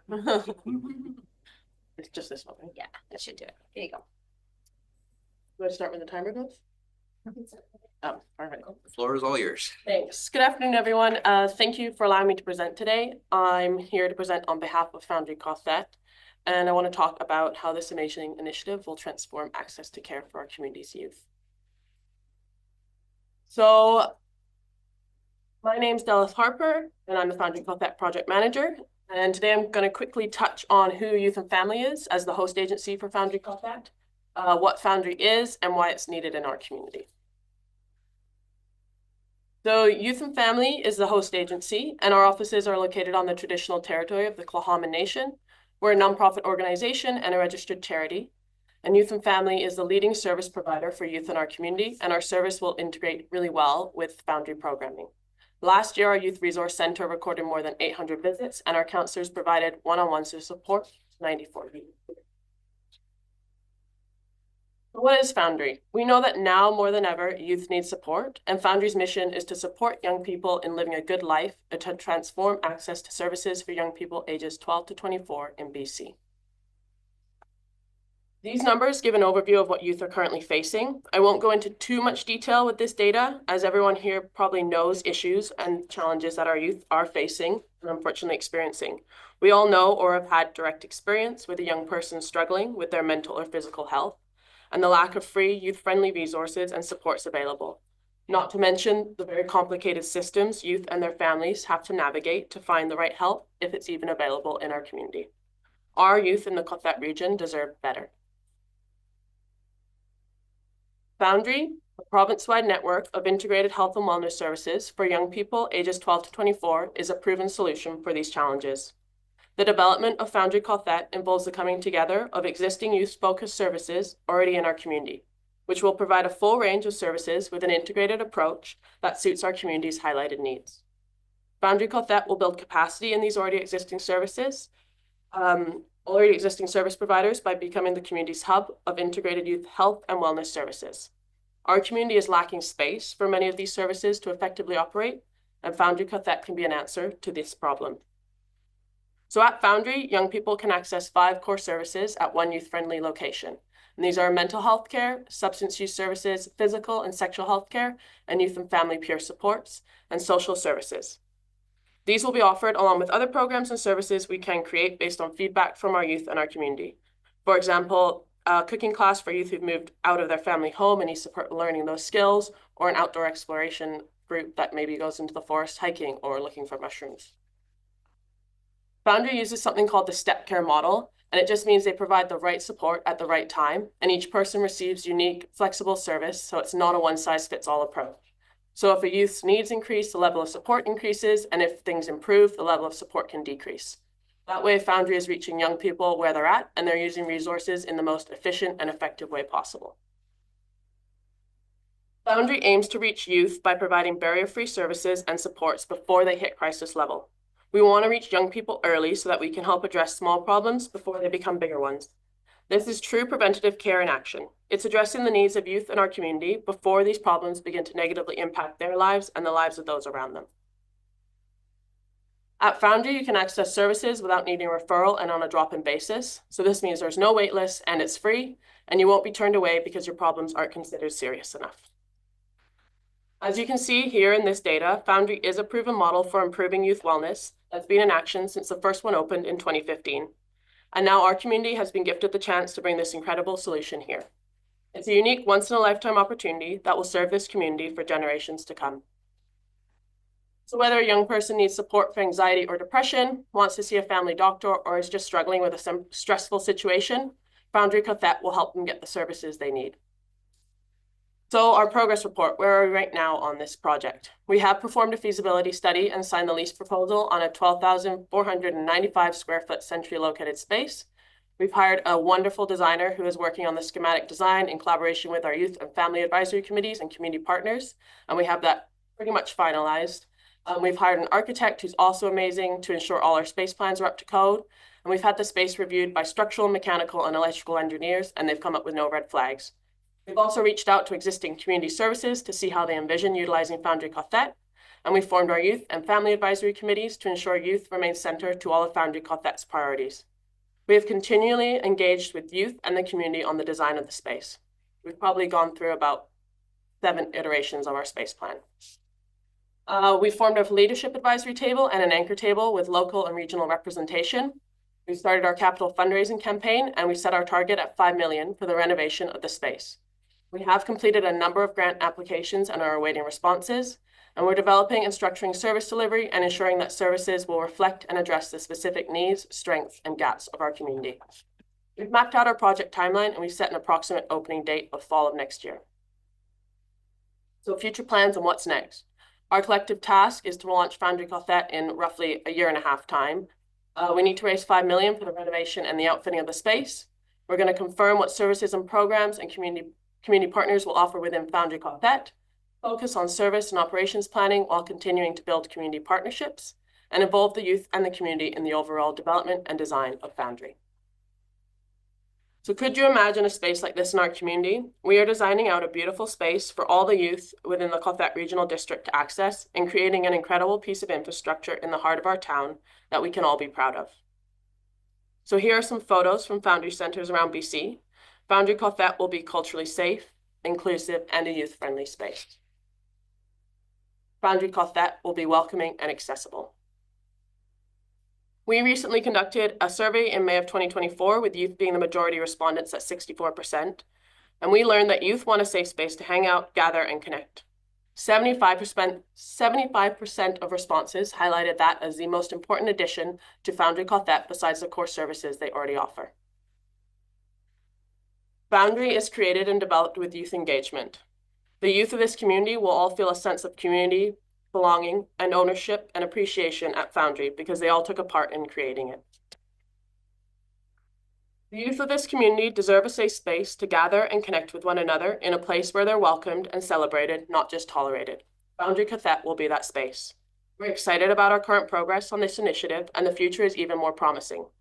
When the doors of Foundry open, the family and young people in our community will no longer have to ask, where can we go for help? Because Foundry Qathet will be the answer. Thank you for considering our application for funding. This is true preventative care for our youth. And together we can make this happen and create a space for youth of today and tomorrow. Financial support now will help the overall project stay on track and open in time. The quicker we open the doors of Foundry Qathet, the quicker we can start supporting our youth. Thank you very much. Director Eileiah has a question. Thank you, Chair.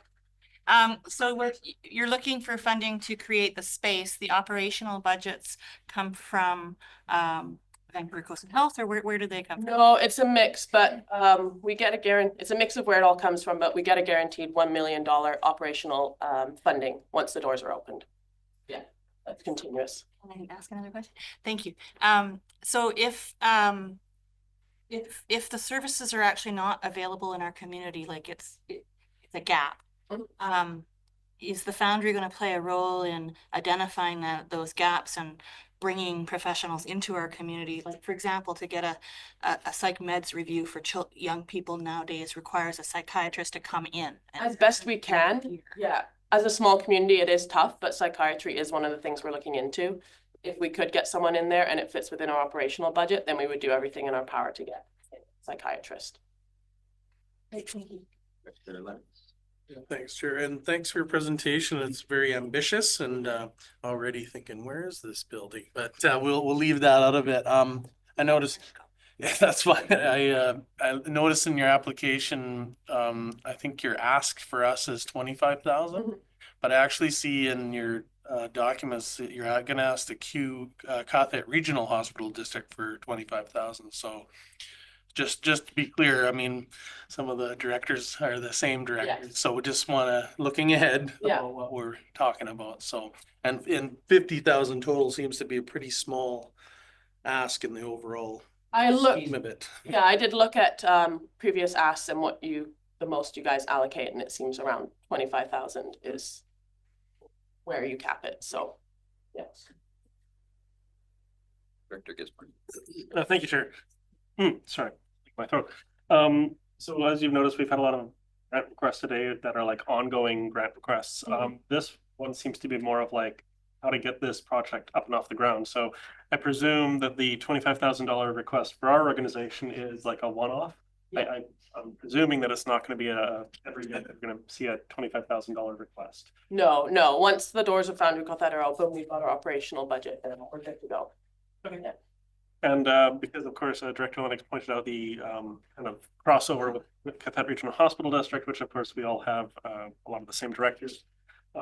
There may be some, I think, force trading between those two organizations in terms of, which I think has happened in the past with some other grant requests. So should I just say the reason we did apply or are planning to apply for that one too is because within Foundry there's a primary care component. We'll be offering primary and sexual health care, and we have 4 clinic rooms that are going to be in there. So there's drop-in primary care for youth and the sexual health clinic there, as well as harm reduction and substance abuse that might use that clinic space too. Wonderful. And I had another question, but I forgot it. That happens. Yeah. I have a question about Director Eileiah. It's related to criteria for being a health center. And so more relevant to the health or to the hospital district than QRD. Do you know if your space will meet the criteria for a designated health center? What do you mean? Like, and if you don't know, that's okay. Yeah. Maybe you might want to find that out before you land at the QRD hospital district, because they're going to need to know. Okay, perfect. Yeah, I will. We're learning as well. Yeah. We learned that we need to know that. What, like where Zone does, but I don't have it off the top of my head. I know what Foundry Zone does. I think you likely will, but just getting that formally answered for us would be really good. It's not a zoning thing. It's a Vancouver Coastal Health thing. That was actually my question, but I'll follow up with a comment. We just went through this, so it's fresh. And there's also questions around capital spending. We have limits in terms of capital versus operations, and so whether grant and aid can cover capital and the hospital can only cover capital. So I think what I would suggest is to reach out to our manager of financial services, Ms. Green, and ask her these questions, because I think the definition of a health facility, the hospital district can only fund healthcare facilities. So it has to have a designation there, ideally from Vancouver Coastal Health, but I don't know if we're 100% clear on that. Our manager of financial services can help. And also this where, capital versus operational, or who can fund what. So I think if you're going to approach both, talk to Green, and she'll help clarify. Perfect. The right place to ask for the rate. Thank you. That was a question I forgot. Thank you very much for coming before us, and we'll carry on with consideration at one of our upcoming meetings and also hospital district meetings. So, next item on our agenda, 4.10, 4.10, Susan McKay, our CEO of Wild Ocean Whale Society. Hello, and thank you for seeing me. I'm here with some more information. I'm sorry, I had planned on doing a presentation, but due to time constraints with the time I was allotted, just didn't work out. I'd like to bring you a little bit up to date on some of the items that we have been doing. This was one of the documents that was in package that you have received, which outlines our comparative between 2023 and 2024, divided up into areas that we were working. So that includes north of town, Texada, and where we are with the city. And it was city bylaws who called us in to assist with colonies within the city limits. And that's when we received, in late October, we received the funds to go ahead. And since then we have been going pretty much flat out with it. So we are continuing with Texada. We have done some with regards to north of town. The primary thing that happens is when we have a large colony of cats. Of course, we are dealing with cats only, not whales, sorry. Thought I'd better clarify that. Then we like to get in there and actually try and knock the whole problem down so that it does become a bit of a dull roar. So from between January and May, all the counts that we've done so far, that's to May 2nd, we've done a total of 45 counts. Of that, 56% were females. And not only that, in the last 3 vet trips to March 28th, March 28th to May 2nd, that's 18 cats that we had taken. 11 were females and 10 of them were pregnant. That means that these number of kittens that would have been born as a minimum of 4 per female would have been huge. It would have been 44 based on minimum of 4 kittens each. Some have even more kittens and very few have less than 4. But usually it's the first time females that give birth to less than 4. If we weren't working on this, based on 50% of the 50% of the cats and the kittens being females, and that's less than the 56% that we have as an average, within a year, those 44 kittens being 22 females would have produced an additional 352 cats. So we don't take this lightly at all because the growth rate is exponential. That does not even include the fact that the originating mother would still carry on and produce new pyramids that continue in the same format. We do have, had all 25 females spayed so far, given birth, the numbers would be well over 1,000. So you understand our predicament and our constant request to you to please help fund this. We are running constantly in a catch-up mode with funding because funding comes in generally after we've already gone through everything that we've got. We're continuing to fundraise. Our donations are down right now, but our fundraising efforts are primarily our bottle drive. We will be at Prisma to actually get some outreach happening. It will be a table that's shared with regards to whales as well as the feral cat situations. Texada, there's one area there that we still have the Gillies Bay problem, Sandy, sorry. It is still an issue that we are working on. Venanda is down to adult roar, which is fantastic. But there are a number of cats that are we are still waiting to capture and attempting to work on. North of town is another story. There are at least 8 kittens that I am aware of that we have been told about in the same area where we did in 2024,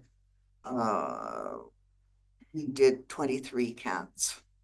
And in 2023, we did 12 cats, and which without funding whatsoever from any of the north of town area. It is huge, and yes, it is an enormous task. We have quite the procedure to deal with these cats and kittens, and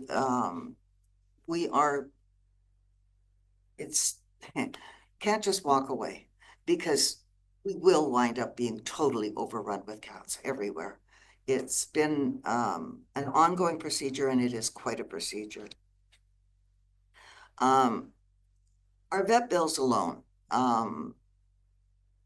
we haven't seen our May bill yet, but it's going to be over $10,000 to May to, that.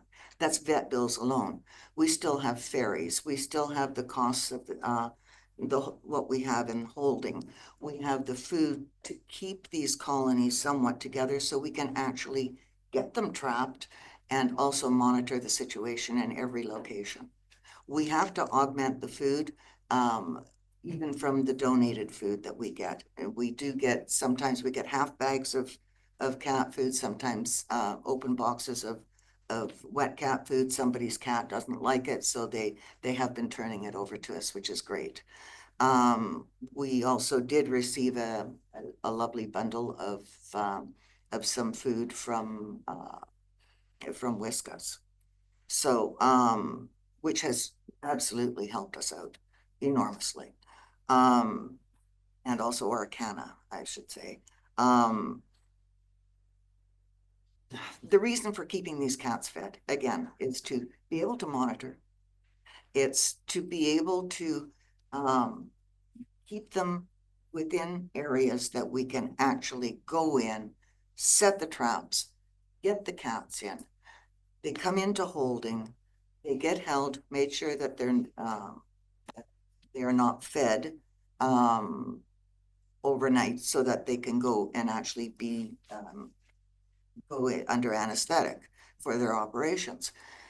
When they come back, which is the same night, then they are put back into holding. The males we hold at least overnight, as long as they don't have any reaction to the anesthetic, and the females are held for 3 days to monitor their incision, give them their pain medication, and not only that, it was taken to court in the US, and that is the base requirement for humane release of TNR cats.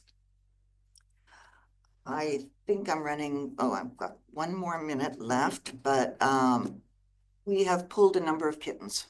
The numbers that I gave you do not include kittens pulled. We have rehomed them.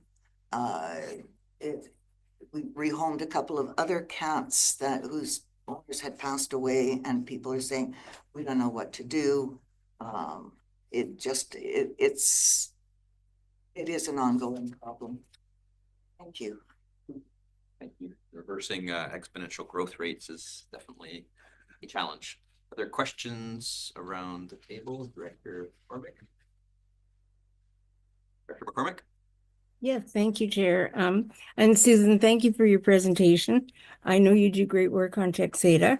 I'm a little curious how you've been able to juggle things financially. I see that you've had a grant from the city, you've had a grant from the region, so that enables you to do the work in, say, Area D and in the city. But how do you fund, for example, the work that you do outside of those 2 areas? We have been doing bottle drives. The bottle drives are coming from Texada and also all around the city here. Those funds are dedicated for the ferals. And the term feral is such a misnomer because some of these guys are so sweet. They're colony cats. So that's basically our fundraising. Then we have donors. We've had a couple of very generous donations, which was outlined in our financial statements. But that hasn't happened this year at all so far. So this is why we're constantly feeling like we're in catch-up mode and juggling. We juggle what we can. And you're not alone. Thank you, Chair.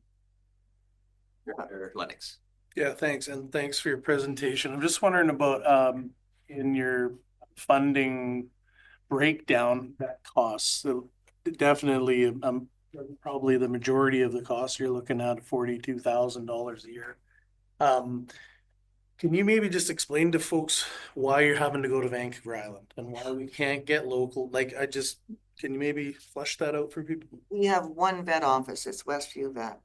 They do not have the capacity to handle a volume of cats. They work only with SPCA. So whatever cats SPCA sends them, they will take. They don't deal with feral cats and cats from colonies. So this is why we have to go to Vancouver Island. So, I mean, our travel costs are pretty extensive, but we have fantastic volunteers, and it's all volunteers is what we deal with here. The volunteer component is, again, in the application, it's well over 30,000 in time and effort. Maybe just a follow-up. I noticed in the sheet that you showed us there, I was trying to find it again. In 2023, it's turned sideways. I do see that.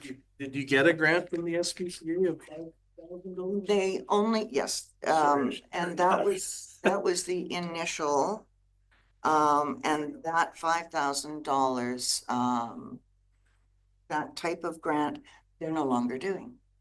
Okay. And they haven't been. That was that was a one-shot deal, and they have not, they won't do it. Thank you very much, and thank you for coming before us. Thank you. We'll be considering your grant. And please consider it. It is really such an important thing to try and keep everybody and keep us sane and the animals safe. Thank you.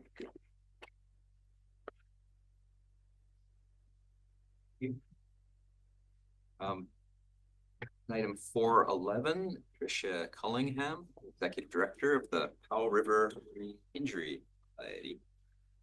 Your person. And you have everything set up there. The floor is yours.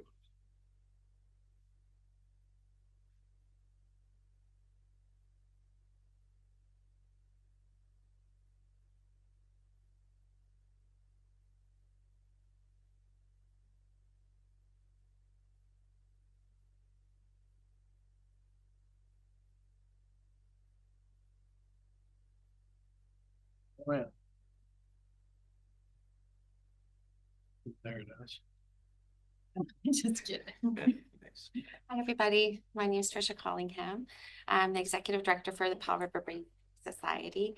Our doing business as name is Brain Injury Society. I've been with the organization for a few months now, so I'm relatively new in my position, and it's really an honor to be here. So thank you for giving the time to present. The presentation that I've pulled together is called Empowering Recovery. I really think those two words summarize everything that we do with the community and our clients. So approximately 1.5 million Canadians live with an acquired brain injury. It's about 4% of the population. Not everyone hears about brain injury in everyday news, but it's actually 30 times more common than breast cancer. We've been in operation since 2003, offering prevention, community awareness, education, individualized support, group support, and life beyond acquired brain injury. When I was on the website for the regional district, I was looking at how the district supports the community, because I am relatively new to the area as well. And there are so many things that the organization, the Brain Injury Society, does that I felt were in direct alignment. Some of the ways that we align are by enhancing the quality of life for our residents. Clients develop skills, knowledge, and experience. Overall, we support the community's well-being, and we certainly reduce the draw on healthcare services. We provide measurable arts and cultural benefits, recreational opportunities. We improve environmental quality through a very large garden that we have, and we create economic benefits. And I will show you how we do that through the presentation. So our programming really works. People with brain injury often feel isolated socially. And brain injury is often an invisible disability. So we have a drop-in center. We're located, I'm not sure if everyone knows where we're located. We're located on Duncan Street, right by Joyce. And we offer a drop-in center 9 to 4, Monday to Friday. And clients are outside the doors before I even pull up. So it's well attended, and that social interaction plays such a critical role for people who are navigating all the changes that come with brain injury, emotional well-being, knowing that they can converse with people who understand what they're going through, the barriers that they might face, and it really fosters this deep sense of belonging and support. We also offer individualized support because, of course, we're all individuals and we all may need something different. We sometimes accompany clients to medical appointments. We may help them in obtaining those appointments and identifying what they need. We help with tax preparation. Actually, this picture is of community volunteer Pat, who did everyone's taxes, which was amazing. We connect clients to all kinds of different resources, both government and non-governmental, and work with a lot of different agencies to foster well-being with our clients. Just out back of where we're located, we actually have a 6,000 square foot garden. It's a lovely space. We have garden beds throughout, and clients actually take part in planning what we're going to plant, planting seeds, seeing things grow. We also have an industrial kitchen in our facility. So it's like a full circle effect. They get to learn essentially really important skills on how to grow food, harvest it, make things with it, cook. And every Friday we feed the community. We call it Friday Feast. It's a very busy day in our office. As I mentioned, art and cultural expressions are definitely a very important part of our programming. We do weekly art therapy activities with clients, all different kinds of art therapy activities. One of the things that you may be familiar with is the creation of 6 murals. They're located, if not everyone knows where they are, they're located by the Dairy Queen. Well, I know where they are. You know where they are? Okay, perfect. I know, right? Not everyone's going for a blizzard. They're nice. They're nice.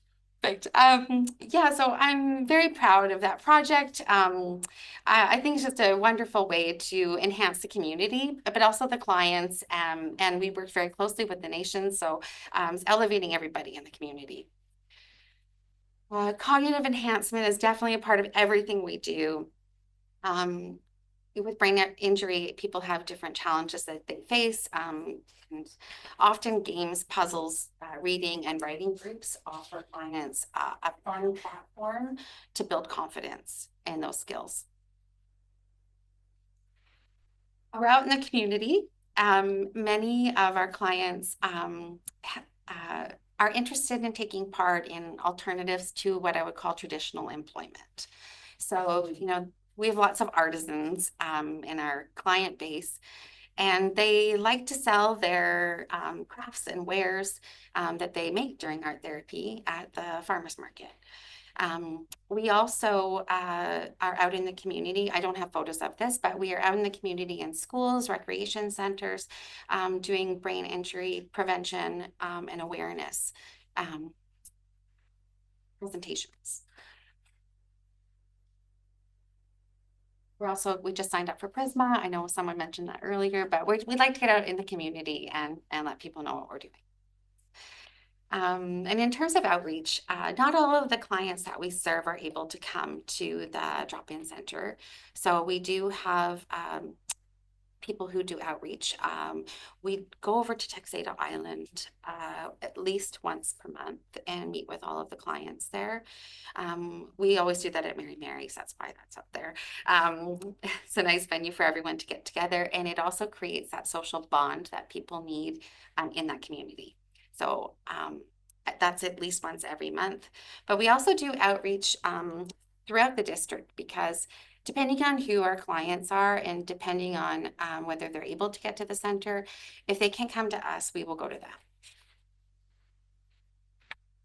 Our impact. So we just finished off our fiscal year ending March 31st. So this is our impact as of end of fiscal year. It may not reflect the same numbers as in the application because I took them at different times. So end of fiscal year, we had 62 active clients. We had 2,259 visits to the drop-in center, 15 active volunteers. We support friends and family as well and caregivers, so 33 individuals and 162 on-site family. So in conclusion, I have requested $10,000 And it's to support like vital programming needs, materials, equipment. It's all the vital programming things that we need to support our clients through all of the things that I showed you that we do. That's everything. Thank you very much. Any questions? Presentation. There are questions, Director Elliott. Thank you. So the kind of support that you provide is critical to folks with brain injuries. Do you receive any ongoing funding from the provincial government or sources that help with your core program? Excellent question. So we do have a contract with Vancouver Coastal Health. If you look at our budget, the bulk of our funding comes from Vancouver Coastal Health. We also receive, we have multi-year funding from Brain Injury Alliance, which is very helpful. It's always helpful to have multi-year funding. The other main funder that we have is BC Community Gaming. We have to apply like everybody else every year for BC Community Gaming, but they're another one of our main funders. I know someone else mentioned this, but we applied for Canada Summer Jobs and were declined as well. But I was able to pivot actually, and I was able to secure a wage subsidy through another program. So that part of our funding was not impacted. Okay, so one, please. Thank you, Chair. So then my other question, I also know, having volunteered and worked with some folks who had brain injuries, that access to helping them fill out their paperwork for CPP, they receive funding personally for disabilities and being approved and staying on top of repeated requests to do all of that. Is that something you do at your? Something we do very often. And do social work? Administrative things are just, they're often too much for somebody with a brain injury to navigate. Yeah. And we do that very often. We're helping with forms and PWD applications, like housing application support, really whatever someone needs to thrive.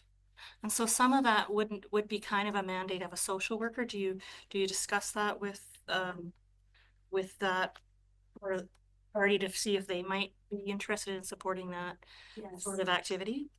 We work really closely with two social workers from Vancouver Coastal Health, and we discuss client needs and sort of who should do what, and we meet weekly actually.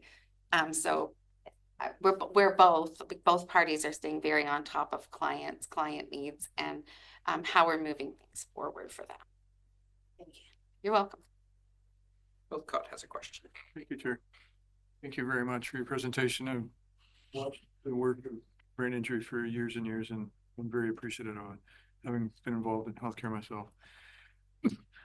Pardon me, but I realized I've assumed that your clients are exclusively their etiology is trauma.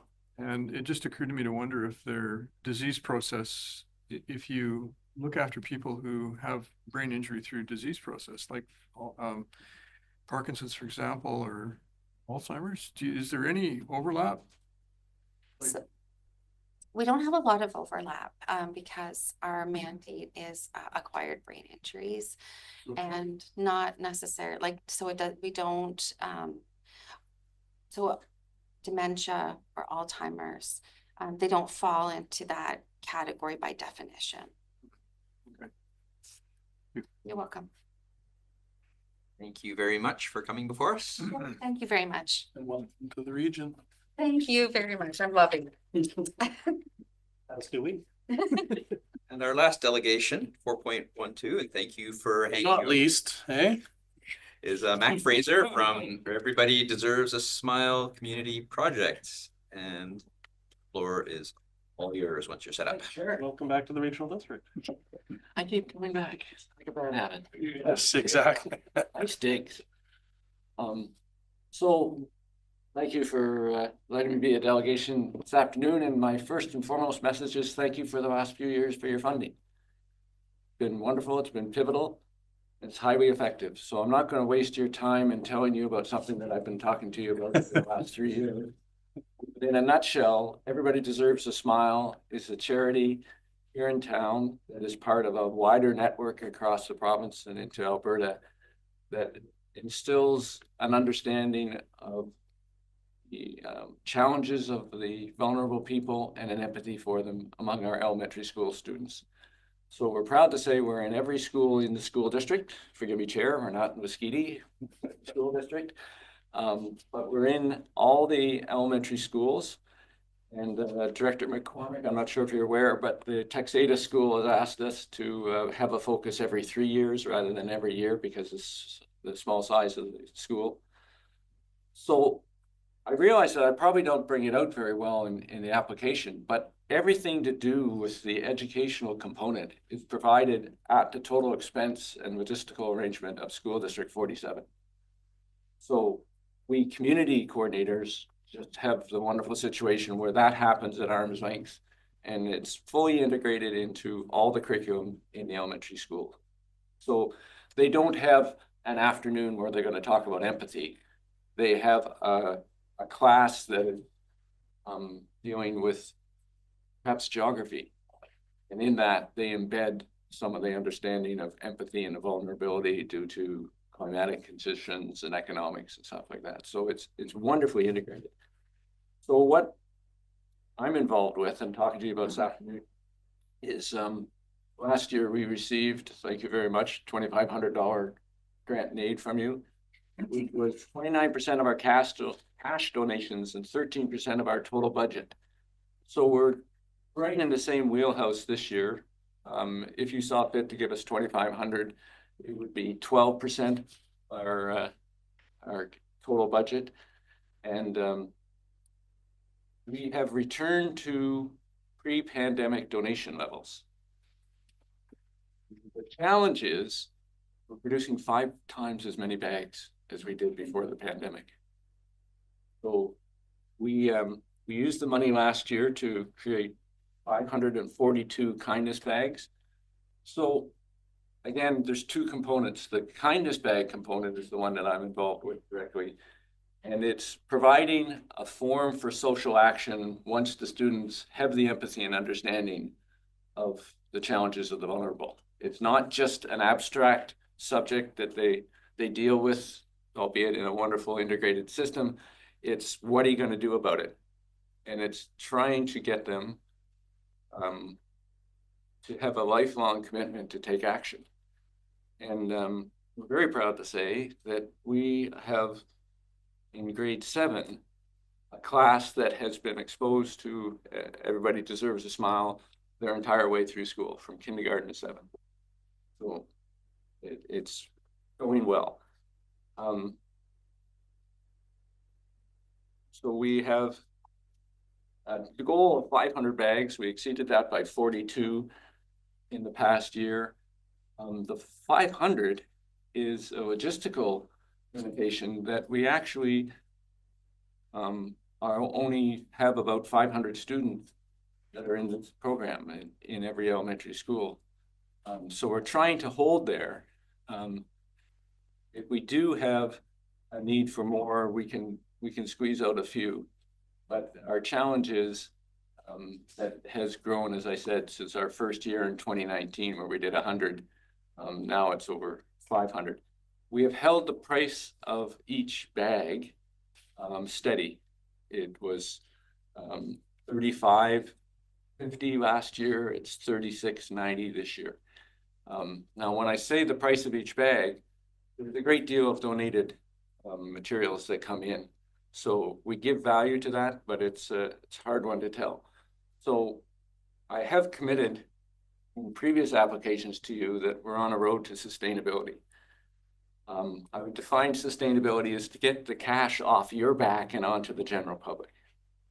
Because I understand the challenges on grant and aids, and we are looking at this as still catalytic. We don't want to be back to the trough every year, but we have not got to the point that we're free of it yet. So in the comparison, in 2023, we gave a cash value of $3,500 to the materials donated, the clothing that was donated. And last year, we assessed a $5,500 value. So we're picking up. Again, the demand has outstripped the level of increase in donation.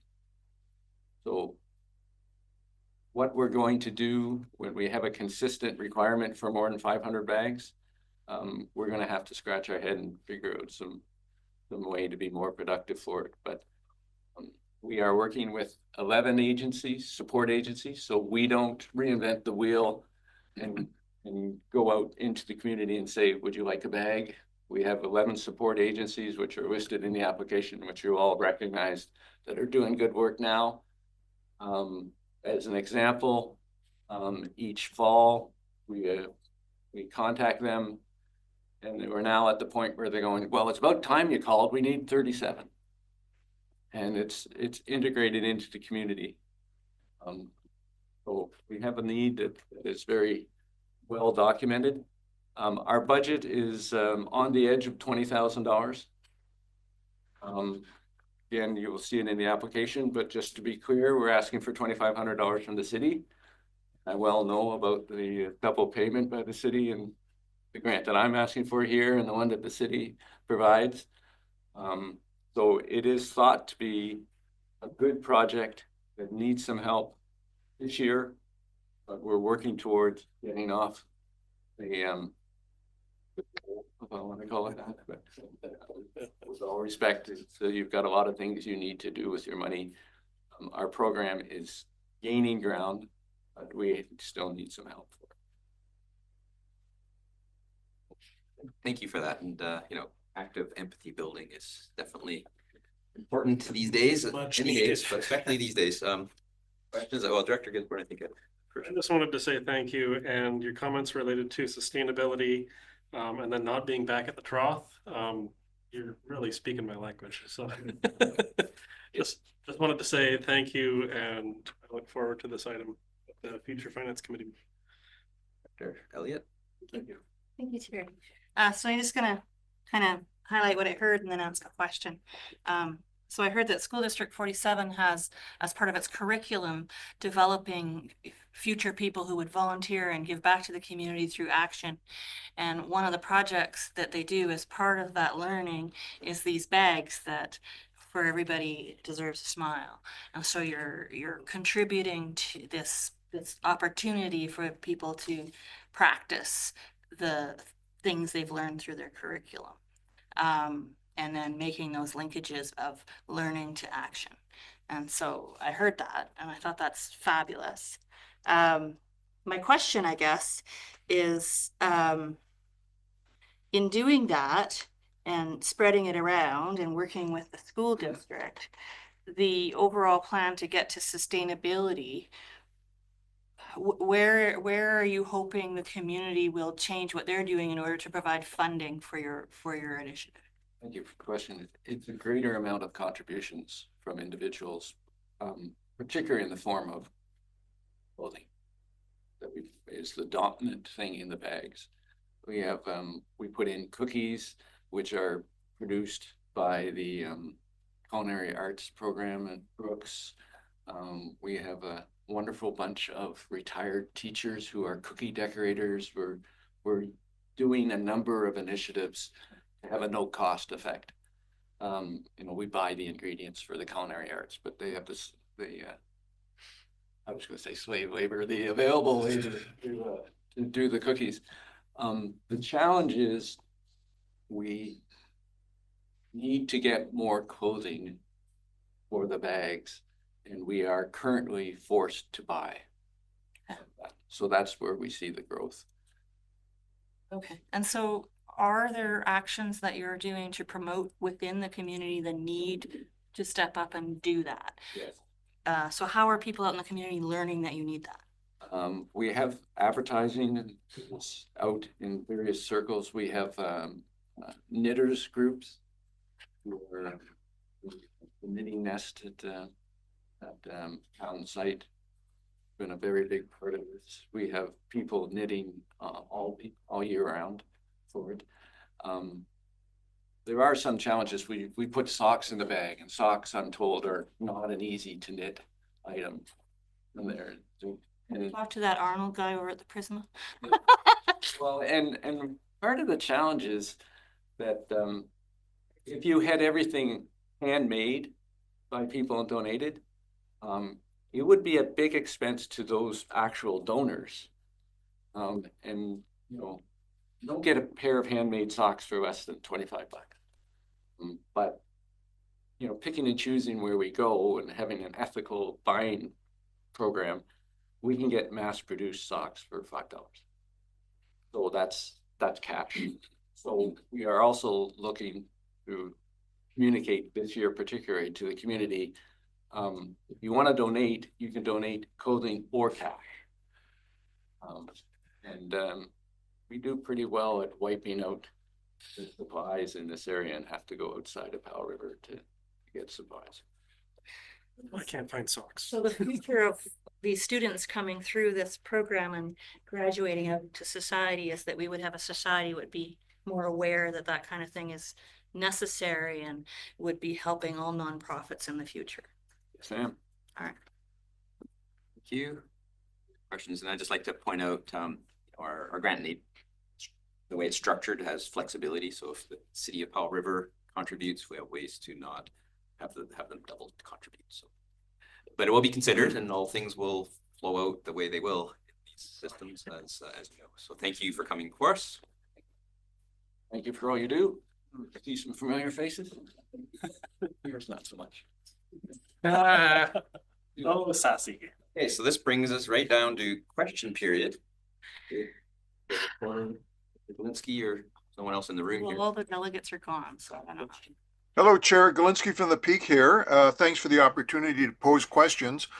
I'm just wondering how the procedure will map out from here. Will it come back to Finance Committee to be debated before it goes to the board? I'm unsure of the procedure.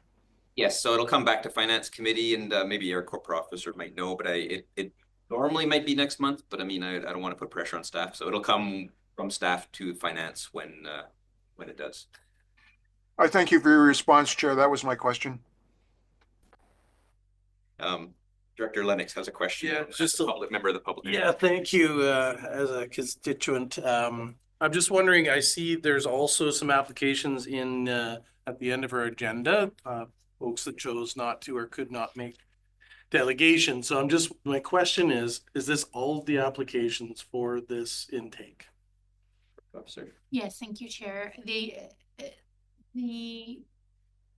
This is all of the applications. Thank you. Okay. For intake one. So once we do intake one, you wanted to say more, but August 31st is the next. We have one person coming to a different meeting because they could not come. Okay. Okay, so we have a in-camera session. Hopefully we have enough time for it, but we'll go ahead, Director Gisborne. The committee move in camera, the meeting be closed to the public on the grounds that the subject matter to be considered relates to matters covered by the community charter under section 91K, negotiations and related discussions respecting the proposed provision of a regional district service that at the preliminary stage is not in the view of the committee could reasonably be expected to harm the interests of the regional district if they were held in public, and in the consideration of whether a committee meeting should be closed under provision of this subsection or subsection 2. Director Lennox, any discussion? Call the question, all those in favor? Those for camera. Thank you for saving us 5 minutes.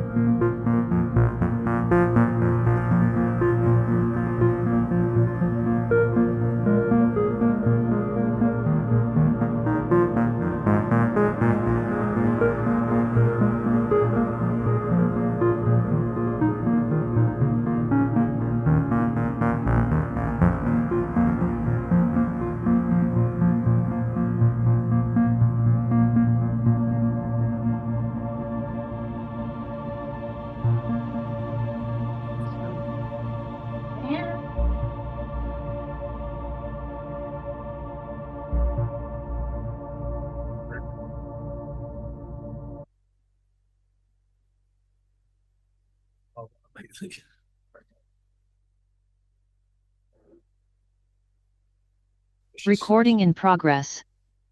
Okay, welcome back to the Finance Committee meeting. We are adjourned. Okay. And for those who are attending for the regional board meeting, we need 10 minutes to set up. So we won't start until 4:40. Okay, Michelle, can I stay? Can I